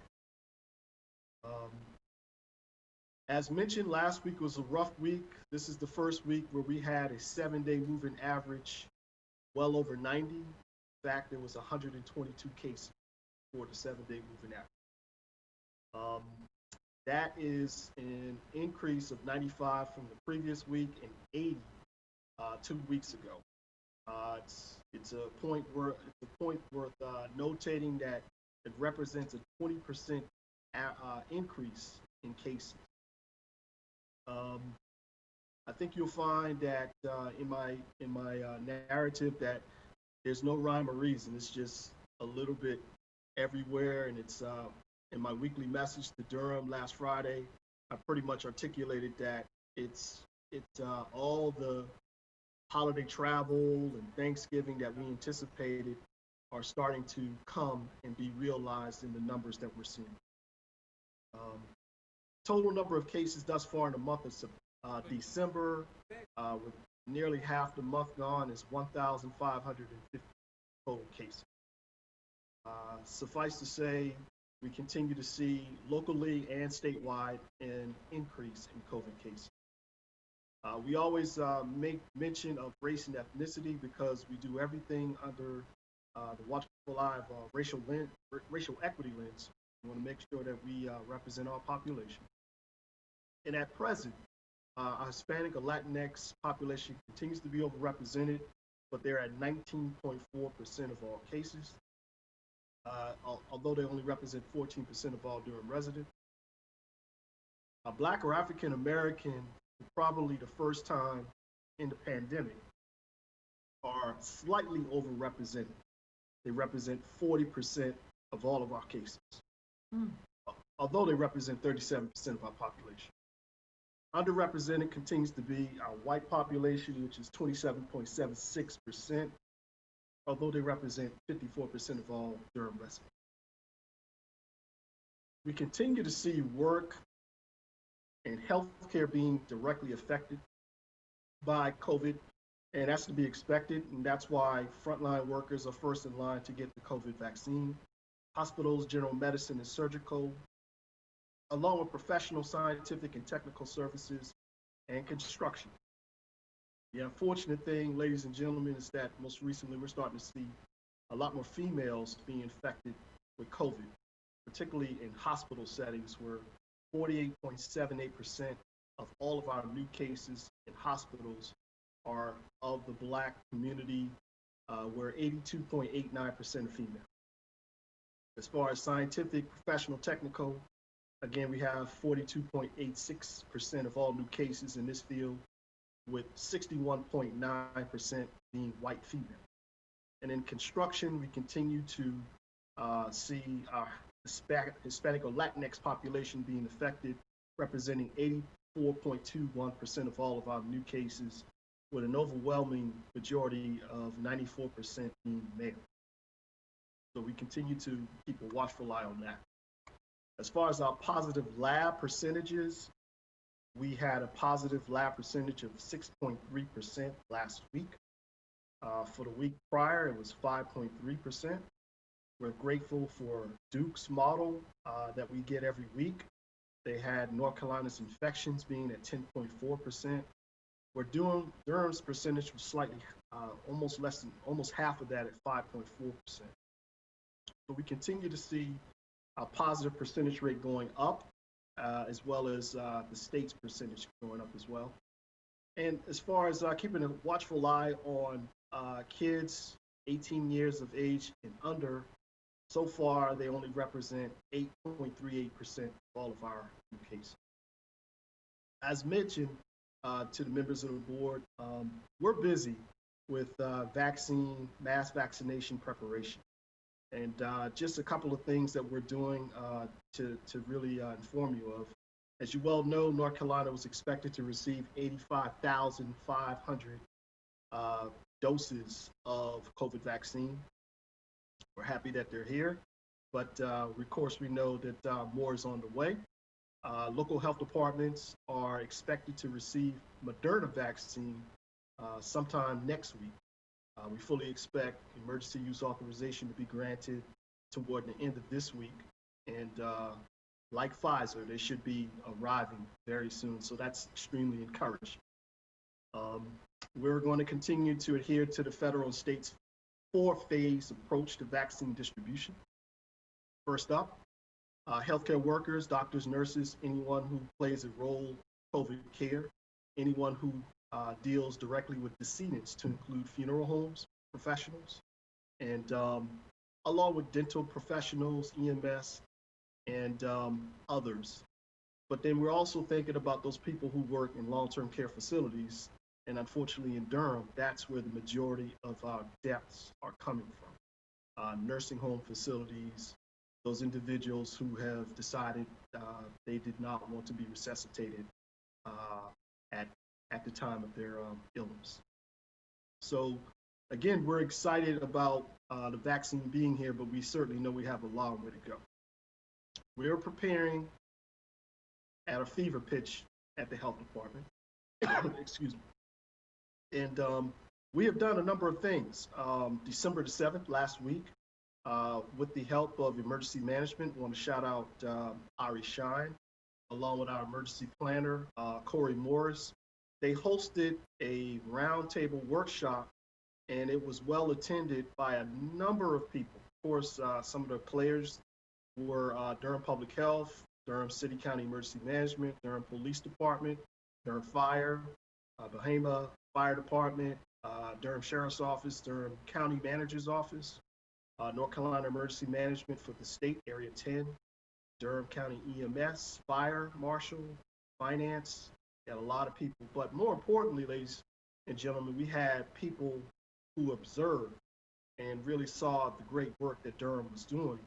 And those observers included Randolph County Emergency Management, Orange County, Alamance County Emergency Management, Winston-Salem Forsyth Emergency Management, North Carolina Public Health Preparedness and Response, the state branch, along with Transitions Life Care. Those were the individuals who came just to hear what Durham is doing. So once again, Durham leads the way. We're working fervently to collect information from organizations interested in vaccination of their employees, residents, and volunteers. And we're taking a 3-pronged approach to that. We're sending out a questionnaire to city and county agencies. We're developing a list of Durham businesses and other organizations that are represented in phase 1A, 1B, and 2, phase 2. We're also contacting these agencies to determine, just to get a ballpark figure, how many people in your organization fit into these phases and their interest in vaccination. So that's ongoing. And then finally, we're providing enrollment information to organizations who want to become a vaccine provider. There's a whole elaborate process for that as well. Finally, we are doing 2 things, actively doing 2 things this week. We're planning an in-house tabletop exercise later this week to work through vaccine planning, logistics, and operational scenarios. And then we're also making plans and working with various groups like the Recovery and Renewal Task Force and a number of different groups about communication. And that could come in the form of roundtables. It could come in the form of having the health director to speak. There's nothing that we will not do in order to promote this vaccine, with particular emphasis on historically marginalized population, because we know that there's a certain hesitancy there. There's a lot more that could be covered, but for the sake of brevity, I certainly would love to answer any questions you have at this time. Commissioner Howerton, can I jump in? Yes, Commissioner Burns. Really, really quick. First off and foremost, Director Jenkins, you my Dr. Fauci. I tune in every week just to get in, just so I can get an update, so I can, you along with Director Pierce have done the lion's share of this work. Most of it has been hijacked by other people who said that they've done it. I just want you to know, I publicly know who's been doing the work. Also want to give a special shout out to Dr. Alicia Smith, who works under you. As a member of the North Carolina Association of Government Information Officers, you must know 2 weeks ago what pride I felt to see that the Ernest Seneca Lifetime Achievement Award, a past boss of mine, was awarded to Dr. Alicia Smith. And in her citation, they noted that her communication and public relations efforts out of your office saved lives. So I know that the numbers don't look great this week, but please know that from me to you on a state, local, and national level, like your work and the work of your department is laudable. I did want to also ask, I know that you mentioned that there would be individuals that the state had actually contracted with someone to specifically reach out to folks in the American community about vaccinations. We don't have to go over Henrietta Lacks. We don't have to go over Tuskegee. We don't have to go over Indiana. We know that our people are afraid. We don't have to talk about sterilization in this country. But what I do want to know is, have you been briefed on the rollout process, on how the state plans to do that work to engage people of color about this vaccine now that it's I'll start in reverse. We have been briefed.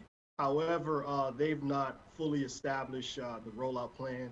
But last week, Tuesday, is normally when we have our weekly call with the state, our COVID call with the state. And I was encouraged by the company that presented their plan. It's still in the works, but I fully expect on tomorrow at 1 o'clock to get an additional briefing on how they plan on doing things. So we're excited. And we certainly thank you for the accolades. You know, I'm just the lead singer for a rock star band. And for the most part, I'm blessed to be able to be with some professionals who really, really can get down with the get down. And I really, really appreciate all the warm comments. You know, we're just here to serve the community, and it's a pleasure to serve. Thank you, Commissioner Burns. Commissioner Alam. Thank you so much, Chairwoman Howerton, and thank you so much, Director Jenkins, for your presentation today, as well as during mine and Commissioner Burns' orientation last week. It was extremely helpful to give us a background understanding of all the work that Durham County has been doing to really make sure that Durham County residents are staying safe. I had one question. What type of outreach is being done in the Bahama and Rougemont area when it comes to COVID testing, as well as the plan for residents in that area to receive the vaccine when it becomes available? I will say that there's no nook and cranny in Durham County proper that we will not go. We are fortunate to be able to have testing on a widespread level, and that's part of the reason why our numbers are pretty high, because you certainly want to test and know where the infection is. At present, as I probably mentioned before, the plan is to bring people into us because of logistical, operational, procedures involved with ultra cold storage and, having the vaccine having to be so cold.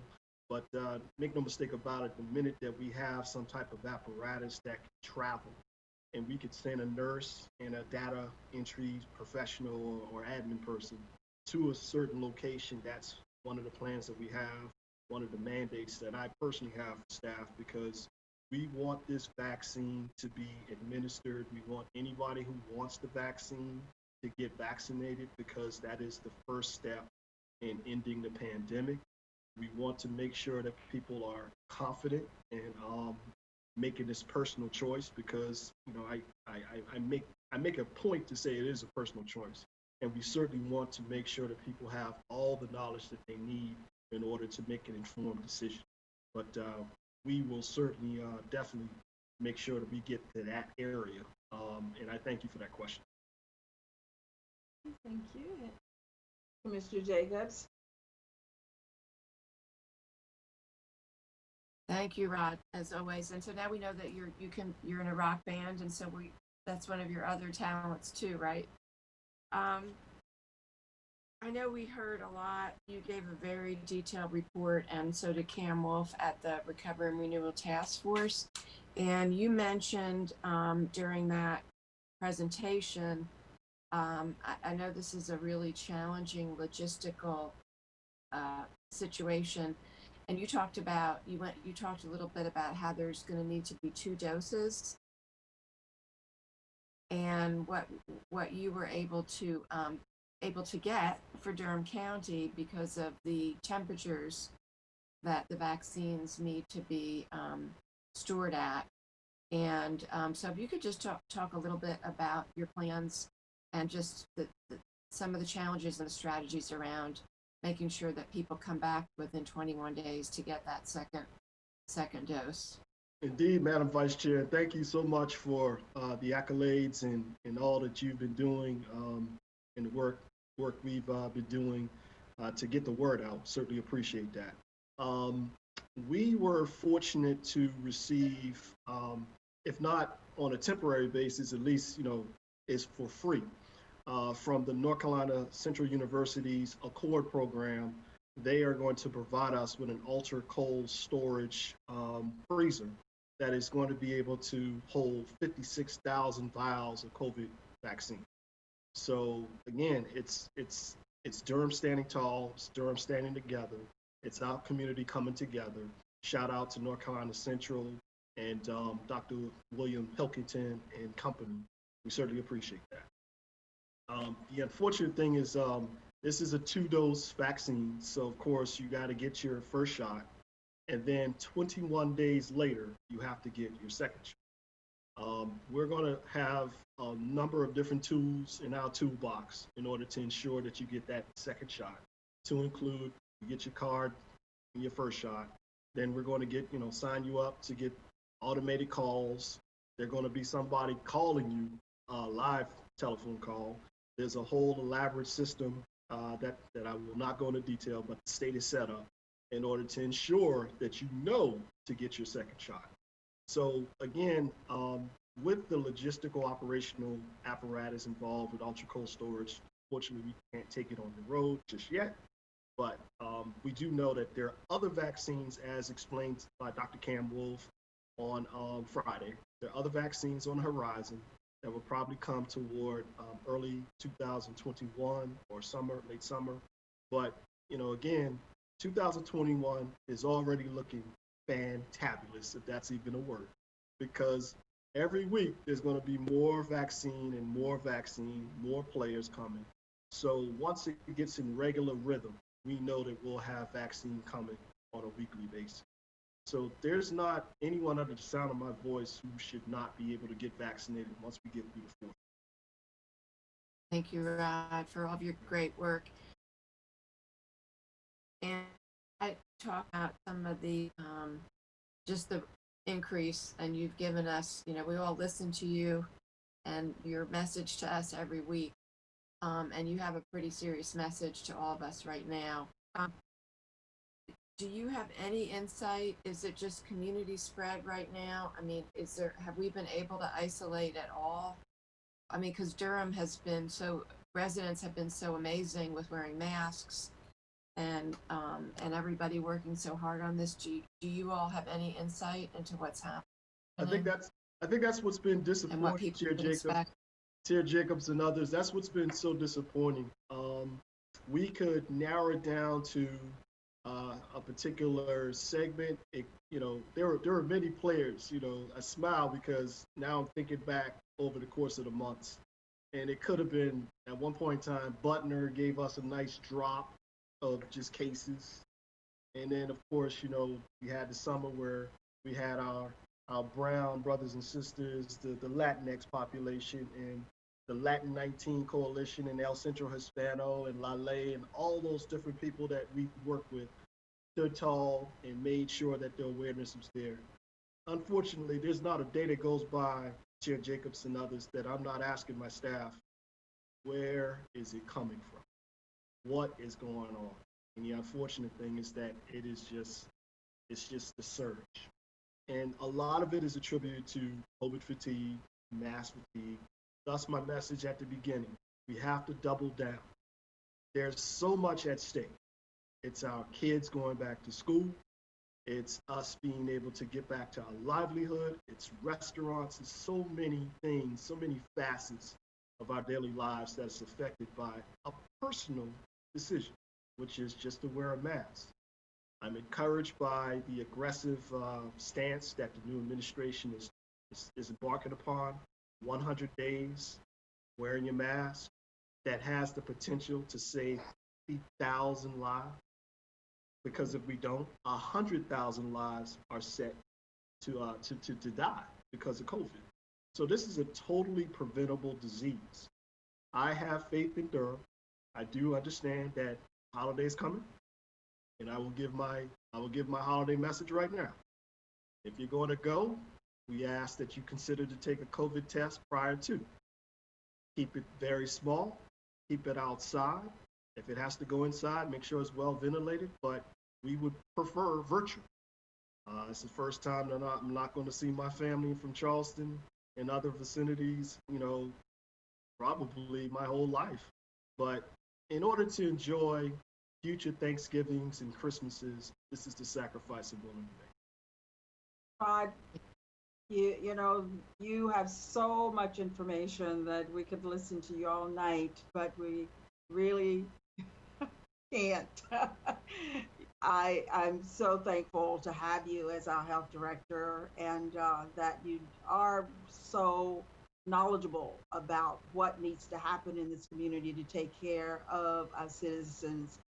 And I thank you for that, and I'm sure Commissioner Carter probably have questions as well, but we are going to have to move on, and so that we can try and get through tonight. But I just want to say to the listeners, if that number that you gave us earlier are any of their families, and that we just send out a condolences and just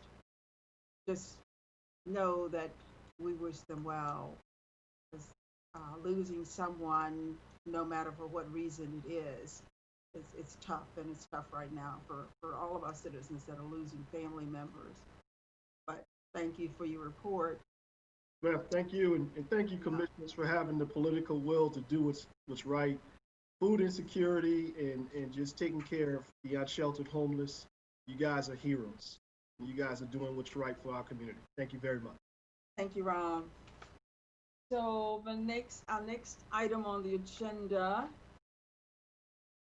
is, where did we go? Is discussion of the Hope Learning Centers. And the person on that, staff person on that is, I don't see that person, is Drew Comment? Ma'am. Okay. Good evening, Chair Howard and Commissioners. Can you hear me okay? Yes. Great. I'm going to just do a very quick intro and then hand over the floor to the directors of our three Hope Learning Centers and the executive director of the Durham Public Schools Foundation. I want to take us quickly back to September 2020, when the county commissioners approved $405,000 and the city appropriated some money, as did the DPS Foundation, money that they had raised to provide some of the most vulnerable youth in Durham with a safe, supportive environment where they could pursue their remote learning. Durham Public Schools initially also provided 6 of these remote learning centers and then dropped that down to 3.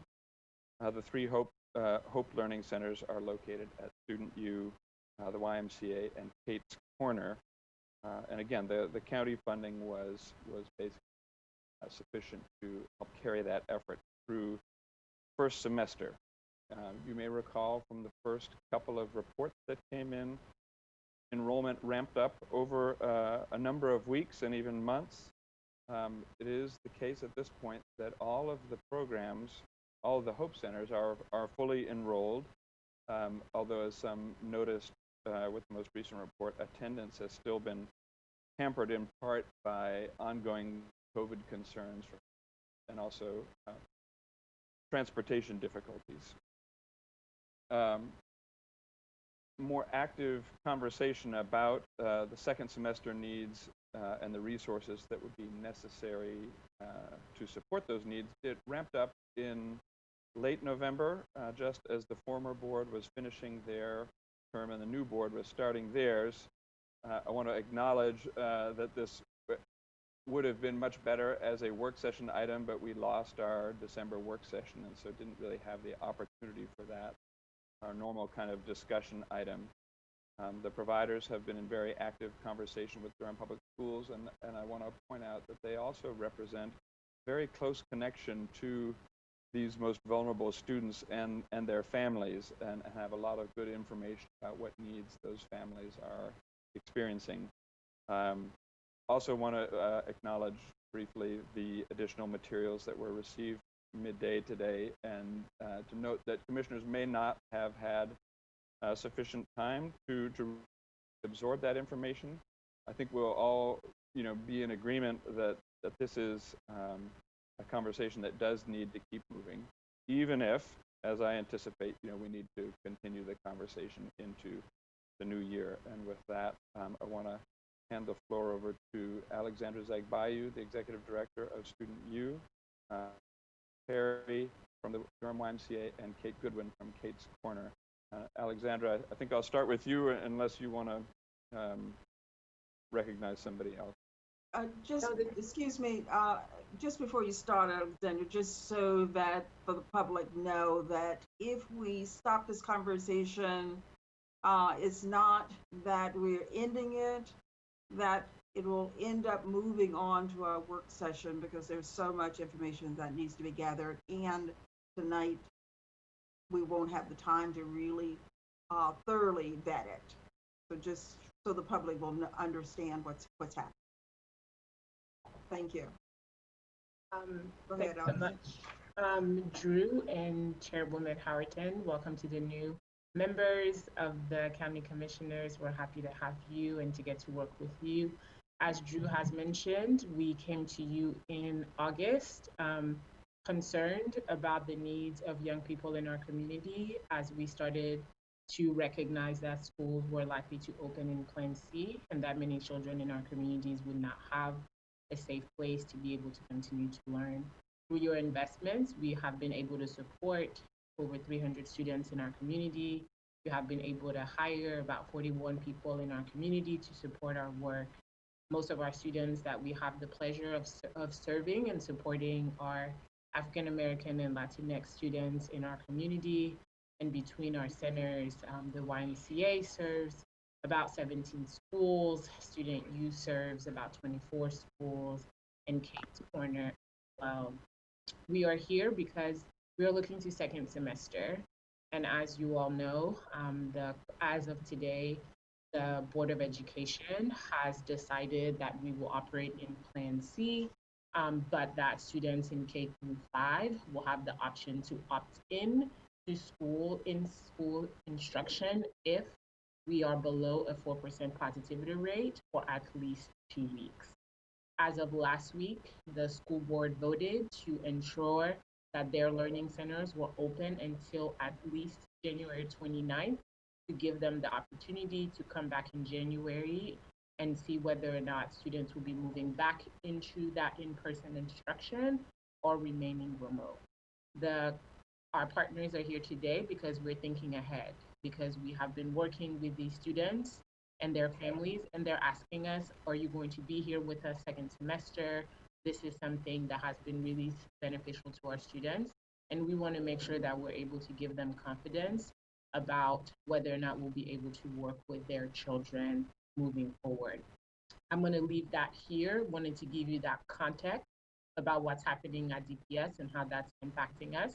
And I'm going to pass it over to Kate to tell you a little bit more about when we talk about seeing over 300 students, what does that actually look like in the day-to-day? Because it's really easy to talk about numbers without recognizing that we're talking about young people and what that looks like in the week. I'm going to let Kate talk about that, and then Forrest is going to close us out to leave space for your questions because we know that you have many. Thank you for the opportunity. My name is Kate Goodwin. So greetings to the county manager and the chair, commissioners and staff and our community that's listening. Also, congratulations and welcome to our new commissioners that have come aboard. I literally am going to just tell you thank you in many ways that I have expressed out loud openly about the need for the learning centers for our children and who we serve every day. And I could tell you 1,000 stories about how grateful our parents are for having a place to bring their children that is safe. But sometimes when we're in this pandemic, we forget that there are children who are so vulnerable. A number of our children, we have partnered with Families Moving Forward. I've got 6 families that come from there every day, whether it's cold or sleeting or raining. They walk and they make sure that they get their children there for distance learning. The impact for families who have children who have mild illnesses and cannot be in a larger setting, who've come to us and allowed us to know that this has been such a great thing for their children, for their mental health. What I think is more impactful, though, is that when I began to understand how the formation of support was happening throughout the community, I began to share with my staff that we are a pod for this community of children who don't have a voice usually, and who are working really hard to be able to maintain, who came to us behind 2 years and are further getting behind. And so we're doing this work to help them keep up with their work and inspiring them and giving them outlets. And I know that we couldn't have done it without you all. So I am an advocate beyond measure for the justice in education. And I know that we play an instrumental role in helping these children be able to thrive. I will publicly say and put on record that I believe the children should be in school. They need their educators, but we know that if that is not possible because of COVID, they also need a safe place to be.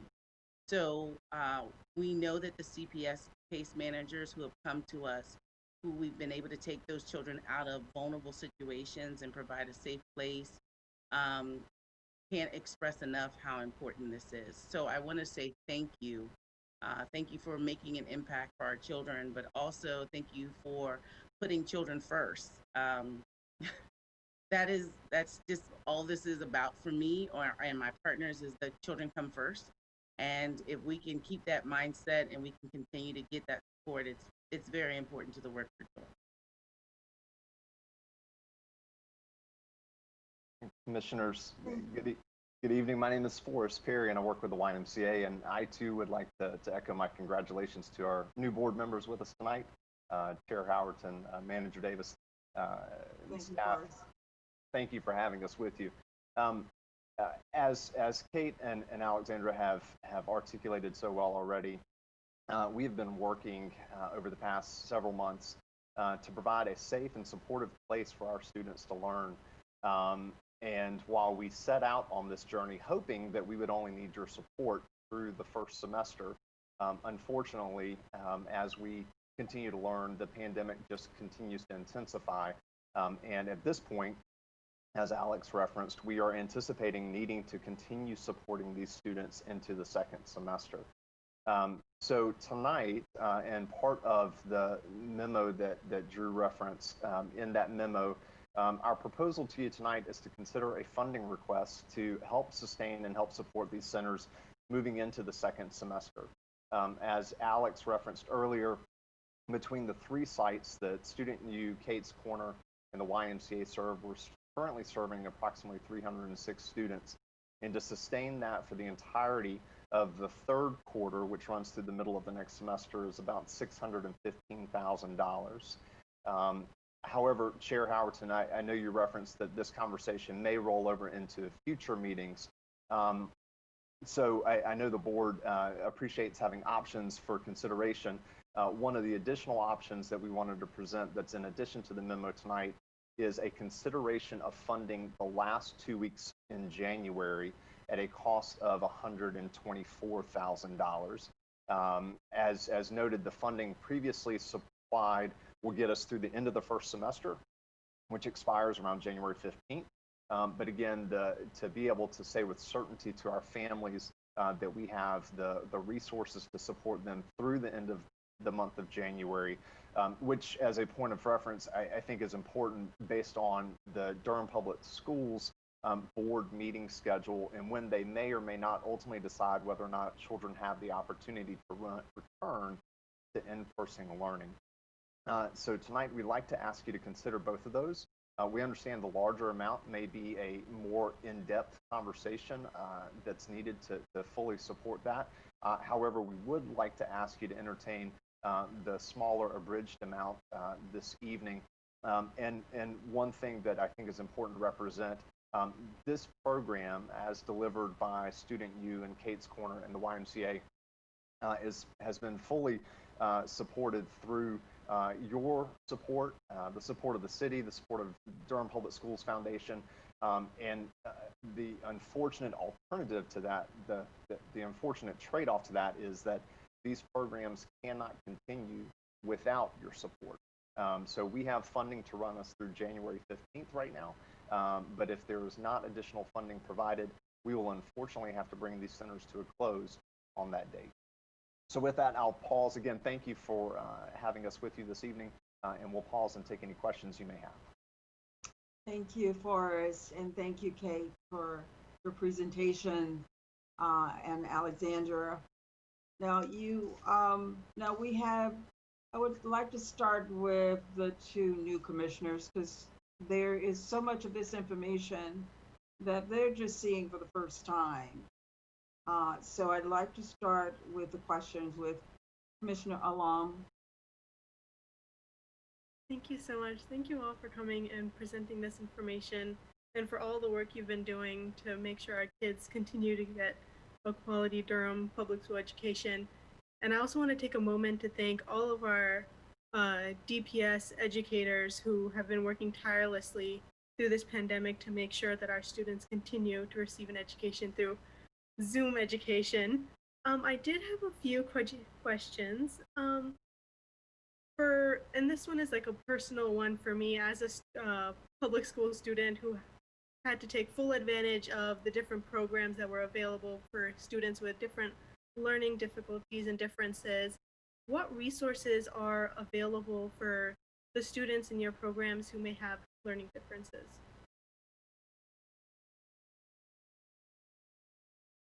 I'll speak to that. I'm kind of glad you asked that. When we talk about learning differences, we talk about barriers for children who have IEPs. I will openly say we haven't had a lot of support in that area. We have definitely asked for that support because it is imperative that those children get that support. So what we've been able to do in my hiring, I look for people who had been in education, who have been able to work on a one-on-one basis with some of the children, and advocated for the parents to get information from the schools so that we could help them. But being able to have a professional setting in our centers, we have not yet been able to obtain that in our partnership with DPS, but we're working to hopefully get that in the next semester as we move forward. I have a couple more. What are the demographics of the students who are participating in these programs or enrolled? Yeah, I'm happy to share. As I shared earlier, most of our students are African American and Latinx. I'm happy to share a little bit more about student use numbers. We're about 41% African American, 48% Latinx, 5% multiracial, 5% white, and 2% Asian in our centers, and I will let others share as well.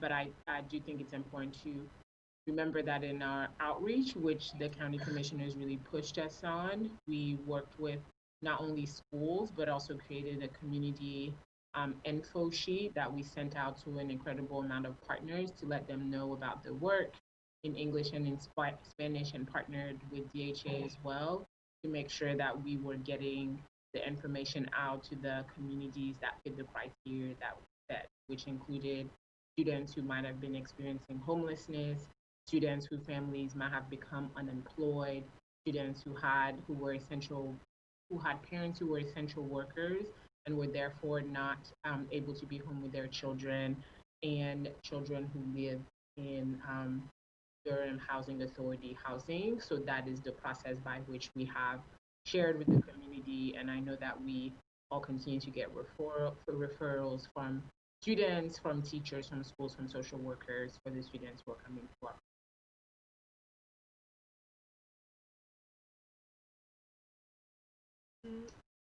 One of the last questions I have, last question, I'll let Commissioner Burns go then. I know, Kate, you had kind of hinted towards this, but I was wondering if maybe you could elaborate a little bit more about the type of feedback that you've received from the families and the students who are enrolled in this program. Yeah, the feedback is amazing. They do believe that our centers were a godsend for them because they didn't have a means and able to go to work. They weren't able to, so we work closely with families moving forward. And that the group of the homeless shelter for families, they're trying to get on their feet. So to not have a place to be able to either go look for a job or be able to obtain employment or be able to, facilitate school, they're online learning themselves. So it's been great, and it's not a safe place all the time. I used to work at urban ministries, so in that area, it just fosters a certain environment. So they've been grateful to have a safe place for their children to come. A lot of the schools, the staff, the principals have come and visited my center. They're just so super happy to see children they haven't seen since before the spring, because there are a large number of children who had not logged on and had not actively been doing on distance learning, and then all of a sudden they pop up in their classrooms. So the community's response and the family's response are just gratitude. There's a lot of gratitude for just making sure that their children are safe and they have, the window that they need to be able to get back on their feet. Yeah, and I echo everything that Kate said, and I think I would add families have also been really appreciative of the transparency around how we're keeping their children safe. We know that we are in the middle of a pandemic, and one of the things that we needed to do to ensure students were able to be in our space is being clear about what we're going to do and what measures we're putting in place to create the safest environment. And so I think families have been particularly grateful of both the expectations and the clear transparency that we've had with them during this whole time. That's enabling them to be able to send their children with peace, that their children are not just going to have an opportunity to do school, but that we're going to make sure that they're in the safest conditions possible when they are with us. Thank you so much. Okay, Commissioner Burns. I know how hard you all have been working. I mean, if not for COVID, I would hug many of you. But according to Joanne and Rodney Jenkins, I don't think I should be hugging anybody anytime soon. I'm happy that Netta got out the feel-good questions because I'm about to do the bean counter questions. So she just knows she took all the feel-goods from me. And that if mine seem harsh, they are not harsh. It's just we don't have this information yet. So the first thing, because there was an ask made at the very end about $615,000 and another $124,000. One of the things that I desperately want to know, you all have come to us with the ask, and you've noted that there have been multiple partners from the city to the DPS Foundation. And so my question is, do you plan on asking these other entities to help you with this $615,000? And with all due respect, you all stated you've raised money. How much have you raised? So, not all at one time. Thank you for the question, Commissioner Burns. I'll take the first part, and then maybe after I finish, I can pass it over to Megan to talk a little bit about the DPS Foundation's fundraising efforts. So, Commissioner Burns, it's an interesting dynamic on this call because you have Alex, Kate, and myself, and then you also have Megan. So after this call, Alex, Kate, and myself are asking Megan and the DPS Foundation for money and funding for this initiative directly as well. They were one of the partners in the first semester. In the conversations we had with the city and the county back in August and September, we walked away from those conversations feeling like there was a better possibility for continued funding from the county than there would be from the city. And so that's why we are starting here. But so in the memo, and again, we apologize for the late submission on that, but in the memo provided today, Drew did lift up that we are going to be asking the DPS Foundation to help us continue with funding for the remainder of the semester, so into the fourth quarter. And Megan and the work of the DPS Foundation, they've been really spearheading the fundraising effort outside of public-private partnership. Right. So Megan, did you want to speak a little bit to that work? Yeah, absolutely. I'm happy to. As I think was shared earlier, so the DPS Foundation provided $300,000 toward learning centers the first semester, and that included supporting the DPS learning centers. So these funds are all part of the DPS Foundation's Accelerating Digital Equity campaign. So we have 4 priority areas for funds that come from that campaign. So learning centers is one of our big priorities. It's been by far the largest allocation we've made. The 3 other funding priority areas are actual devices and Wi-Fi hotspot needs that students may have, professional development for teachers and delivering remote learning, and technical support for students and families in navigating online learning. So our board makes funding decisions on how funds are allocated out of that campaign. We have raised about $1.4 million so far toward a $1.5 million goal in that campaign to support those 4 areas of digital equity for our students during remote learning. We've allocated about $800,000 so far. 300 of that was for learning centers. We have encouraged another learning center request to come to support learning centers in the spring. And again, that'll be a decision that our board of directors makes. But we have been strong advocates for learning centers and partners in this effort because we really believe that the learning centers are a critical piece of what we think of as the ecosystem that has to be in place for our students to be able to be successful. Okay, and again, some of these I will be following up with by email.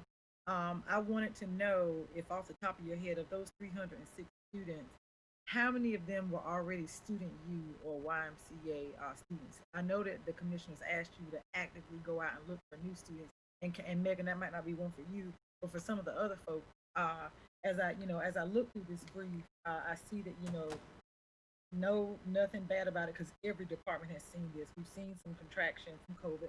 Of course, there's no proof that it started at your centers. We've also seen that if we don't hit that 4%, that the county is looking to shut down the remaining learning centers. And I do think you all do great work, but I think it's important that the public knows that those are some of the issues that we're facing. So again, back to the original question, and I'll just ask both of them just for time and so that people can be thinking about the answers. Again, how many of these students were originally Student U and YMCA students? Because I'm concerned about just about recruitment. And do you all have any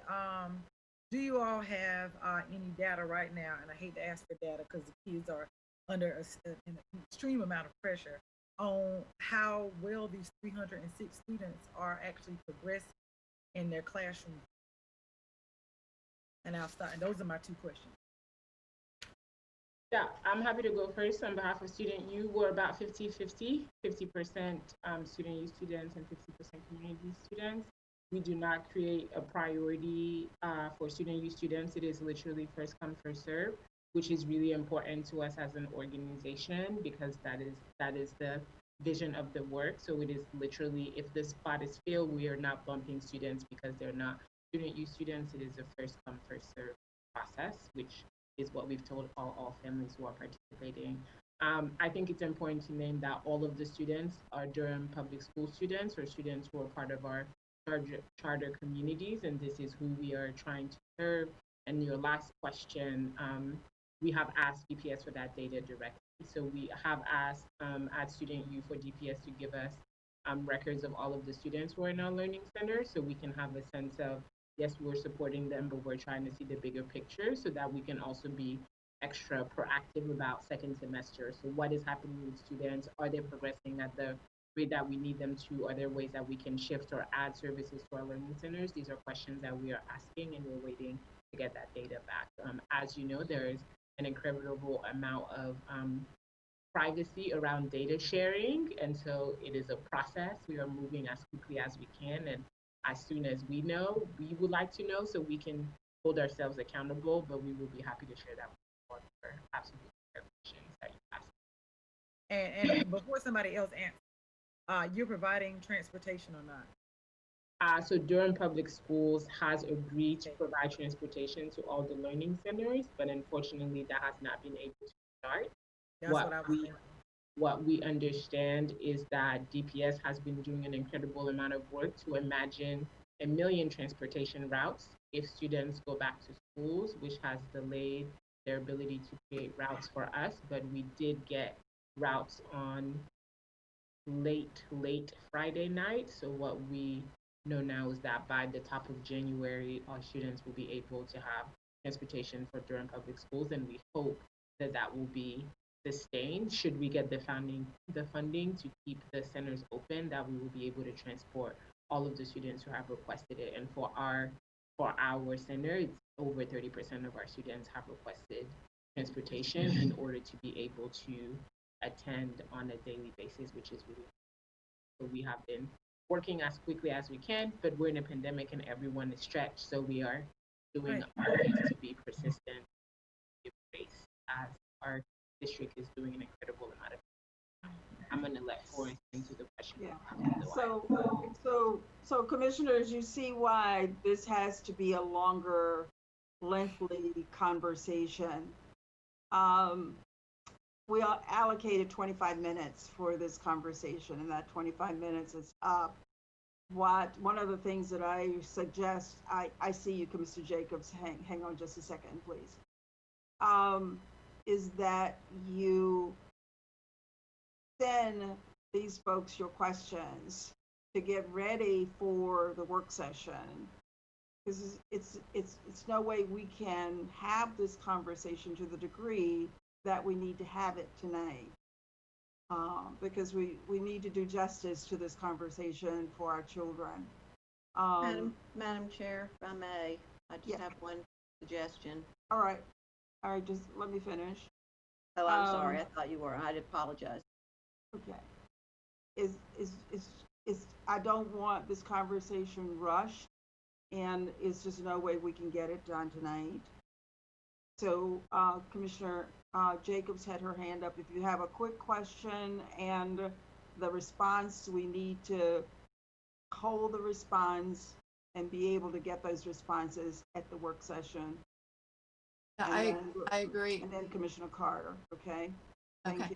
Yeah, I agree. We need to have the follow-up conversation about the full request, but I would like to make a motion to address the first request that we got, which was for $124,000 to vote to give direction on that at this meeting, because as we heard from the 3 providers, they need that information now to be able to tell their families and their staff.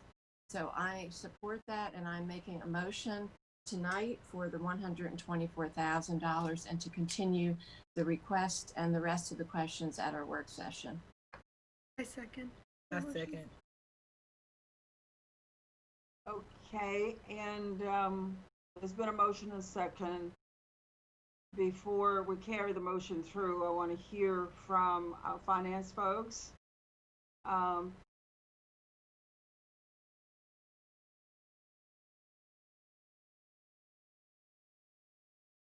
Commissioner Howerton, I'm available to answer question if there are questions. I would assume that the commissioners are asking for this 120 some odd thousand to come from the available 819,000 that's left from the COVID supply of dollars that we have. Is that the request? Correct. Thank you. Oh, go ahead, Wendy. I'm sorry. Go ahead, Commissioner Jacobs. Well, you go for it. No, I was going to say, with what Keith said, maybe we should make that an amendment to your request and just add that in there. So that was all I was going to say. Thank you, Commissioner Burns. I will amend my motion accordingly to reflect that the 124,000 be from our remaining balance of 809,000, I think, or whatever it was. Keith, can you specify? There's $819,000 approximately, few dollars. Okay, from our. Thank you, want to take 124,000 from that amount.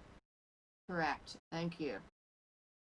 Okay, so would you repeat the motion, please?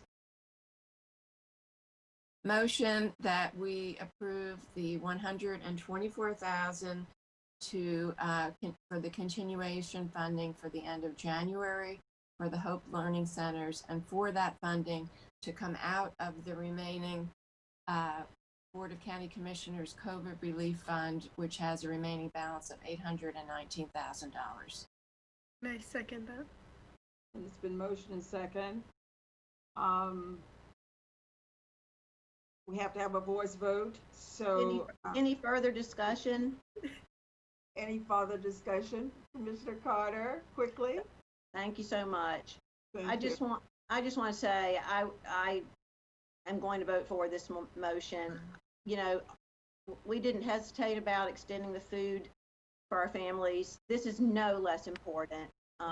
It's a disaster for children remote learning. It's for so many of our kids, and I really appreciate the efforts of Kate Goodwin and Forrest Perry for the Y, and Alexander Zagbai with Student U to help address what is really a national emergency and a crisis. And at the very least, I hope this will pass to extend through January with the understanding that we're going to further vet further funding. Okay, so commissioners, Commissioner Alam, there's been a motion, a second. Is the yes? Commissioner Jacobs? Yes. Commissioner Burns? Yes. Commissioner Carter? Yes.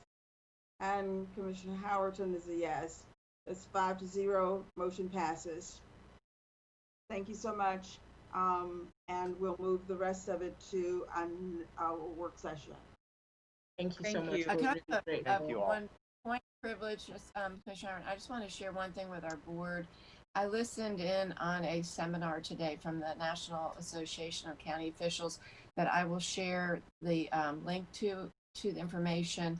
And they just did a study on the impact of COVID on children and families, which ties into what we just talked about tonight, and how families of Black families, Latinx families, and especially single parents who are struggling right now, and the mental health and stress and the trauma and just the concern about the long-term trauma to families. And that's what we are so passionate about, is ACEs and trauma. So thank you to all of you providers for the incredible work you're doing.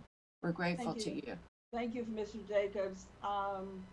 Let's move on to the next item is boards and appointments. So, Mr. Seiler, you have that information? There we go. Madam Chair, members of the board, the first board that you will be appointing people to is the Durham Open Space and Trails Committee. You have one vacant position, and you've selected Zia Ming Howie. The next board is the Environmental Affairs Board. You've got one vacant position. The board has selected Wilson Sauls. The next board is the Homeless Services Advisory Committee. You have one vacant position. You all have selected Michael Best. And the next board is the Juvenile Crime Prevention Council. There's one vacant position, and you've selected Zora DeBerry. And that concludes your votes. Thank you, Attorney Seiler, and congratulations to all of the members that were appointed. Commissioners, we have a couple of items that were pulled from the consent agenda for discussion. Mr. Jacobs, I believe there was 650. Thank you, Madam Chair. Yeah, so I guess I'll try to be very direct with my questions, because again, we have not, I know we didn't we were not able to have a work session this month. and I understand that. But this item it's been a long time since we discussed it. And one of the concerns that I had when it was first brought to us was how we are ensuring that these units will stay affordable in perpetuity. So if somebody could point me to where in the master development agreement, where it is speaking directly to the length of time that they will remain affordable. When I read through it, I saw a reference to the ground lease on page 8. Also on page 40 was references to that. But I really wasn't clear when I read through it how we are really assuring the long-term affordability. You know, we're investing a lot of public money into this. Our community wants there to be affordable housing, and we don't want to invest in this and all of a sudden, 10 years later, they're market rate again. And I know we had originally said in perpetuity, so I just would like to understand where this issue is addressed in the agreement. The second issue is I didn't see the breakdown reflected in the agreement of the types of affordable units. I know that we have a certain breakdown for these units of, how many are 30% AMI below, how many are 15 below, how many, and the types of bedrooms for different types of families. But the only thing I saw in the contract was 80% AMI and below. So if the legal staff could please point me to where we have those things are protected and guaranteed in this agreement. Okay, this is Anthony Fox. I don't know if I'm the appropriate one to answer this, but and oh, by the way, congratulations to the new board members and Madam Chair and members of the board. It's a pleasure to be before you tonight. If you can turn to the ground lease section, which is 2.4 of the agreement, the way this is structured is that the property that we are allowing the affordable housing to be built on is pursuant to a ground lease. The agreement is that the units be affordable and that the ground lease runs for a 99-year term, but in the 36th year of the agreement, the parties will agree to renegotiate the terms of the ground lease, such that if we cannot come to terms at that point in time, the ground lease will revert back to the county as well as all the improvements, so the county would end up controlling the units and the property at that time. Also, if I can point you to the definition of affordable, in the definition section, affordable housing is defined in that section. Affordable units is defined in that section based upon 110 units serving residents at least 60% of the AMI. 60, okay. Okay, and then you've got at least 22 of the units will serve residents earning 30% of AMI. Okay. So you've got a definition in there. Okay, so what page is that on? That definitions? I didn't see that. Definition is on page 4 of the NDA. Okay. The definitions for affordable units. And the other reference to the ground lease is on 2.4. Right, I saw that and I didn't, so does that mean, I guess to get clarification, are you saying that if whoever's around in 36 years, where is it explicit though that means, where is that explicit that involves the decision making around the affordability of the units and maybe their inability to, whoever's owning the property then, if they, for financial reasons, they can't make it work for them and they no longer want to be a part of the deal anymore. Can you explain how is that explicit that that refers to affordability? Yeah, well, it says in there that we will enter into a ground lease with the developer at closing, and then in the 36th year of the ground lease, the parties will negotiate in good faith the terms and condition of a new ground lease, including affordability restrictions, and Okay. that would be provided in that. Okay. Okay. Thank you. And the I'd also wanted to ask Perry, we've made a lot of changes relating to the parking deck. That is one thing that we did revisit within the past year. And are those reflected, the changes that we made, are they reflected in this agreement? Yes, commissioners. I wish you would be a little bit more specific about what your concern is. But Right. So we had asked about sustainability and that we would build in certain features related to sustainability. And you had come back with us about things that were going to be done. And I just wasn't, I didn't see it in here. So I just. Yeah, that's a good question, commissioners. What we're targeting with this parking deck is what they call a green E-certification. And so that is similar to a LEED rating on a building. That is the sort of rating criteria for parking deck. And so that's something that we're going to pursue, and that's really kind of totally on the county. That is sort of reflected in the county's construction document and specifications associated with the deck, not necessarily for the MDA of the overall development. So we are pursuing that, and everything that you guys mentioned at our August, I think it was August 26th, was the last time we were before you with the design development update and a decision to expand the child care. We have also accommodated that in the MDA as well. So I think we have addressed all of your concerns, at least at that time. Okay, yeah, I saw about and I want to applaud you all going from 58 up to 68 children for the facility. So thank you. 58 to 86. What's that? 86. Yeah, we're up to 86. Oh, I transcribed it wrong when I wrote it down. Sorry, 86.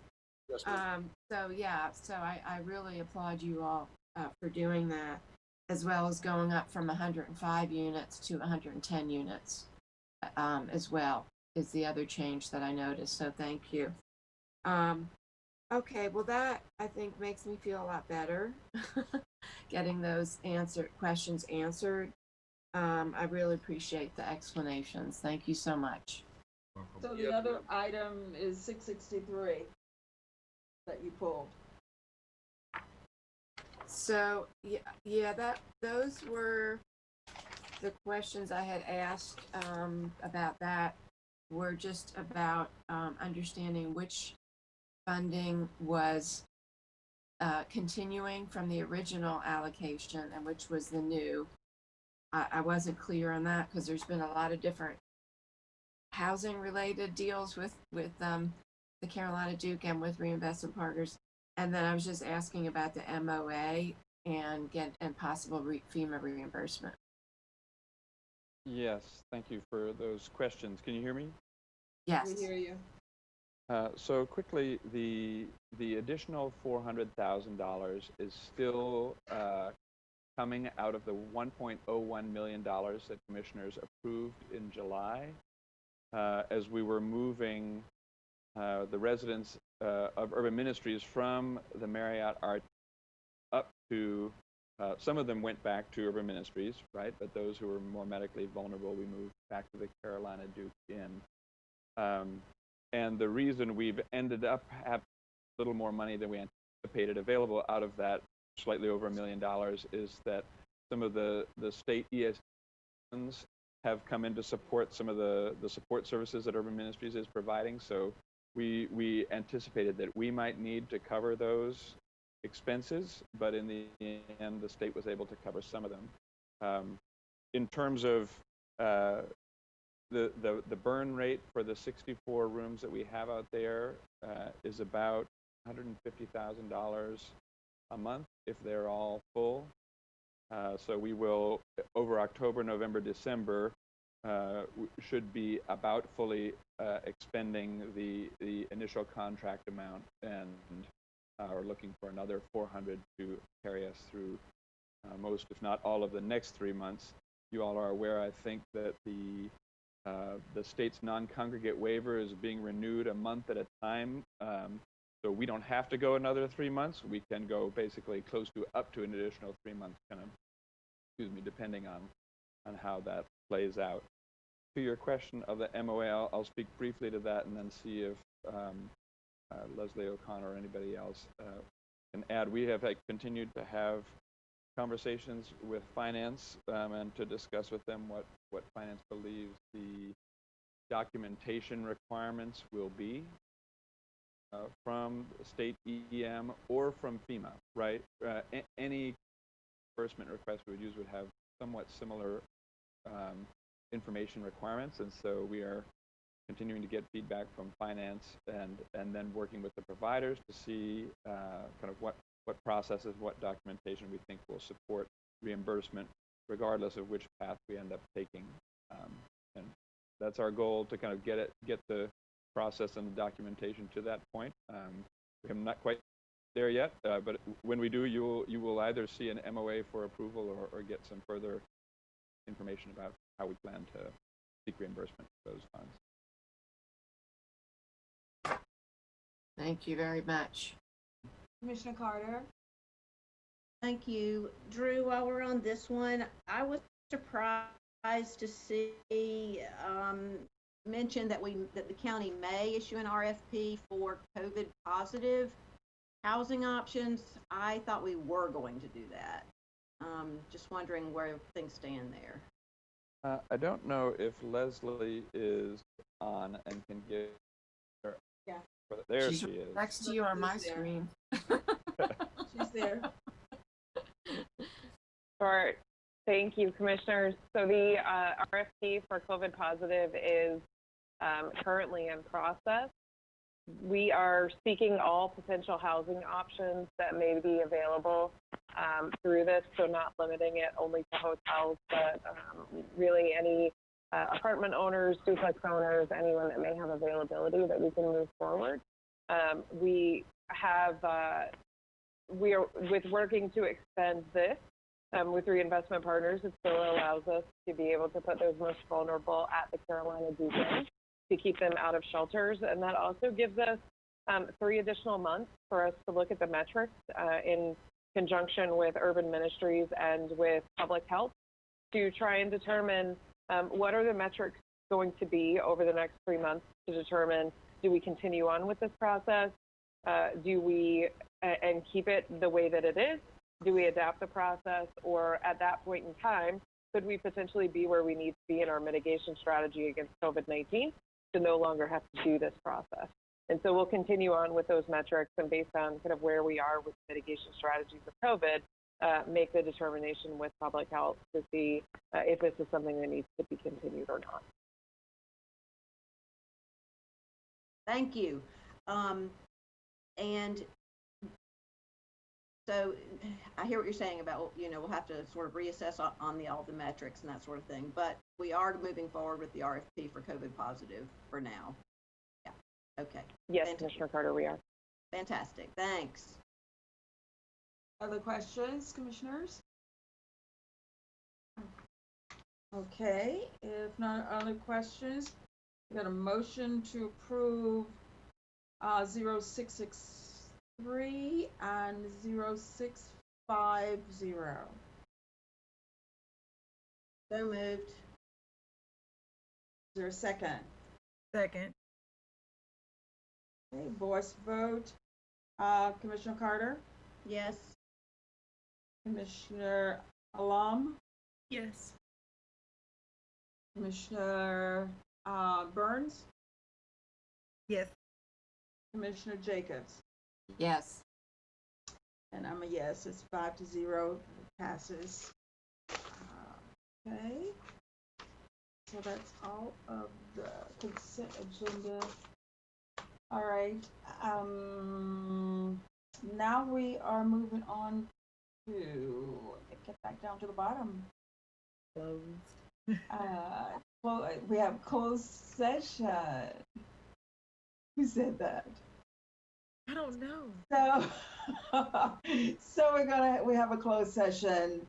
The board is requested to adjourn to closed session for the following: to discuss matters relating to the location or expansion of industries or other businesses in the area served by the public body, including agreement on a tentative list of economic development incentives that may be found by the public body, offered by the public body in negotiations pursuant to GS 143-318-1A4. And then the second one is to establish or to instruct the public body staff or negotiating agents concerning the position to be taken by or on behalf of the public body in negotiating the price and other material terms of a contract or proposed contract for the acquisition of real property to purchase, option, exchange, or lease, the amount of compensation and other material terms of an employment contract, to proposed employment contract pursuant to GS 143-318 11A5. And we're in closed session. So moved. Second? I need a second. Second. Okay, and a voice vote. Commissioner Jacobs?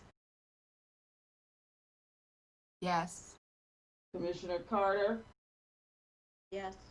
Commissioner Lom? Yes. Commissioner Burns? Commissioner Burns? Commissioner Burns? Yes, it's on mute. I apologize. I'm saying it. Commissioner Howerton as a yes. Passes 5-0. We're in closed session. All right.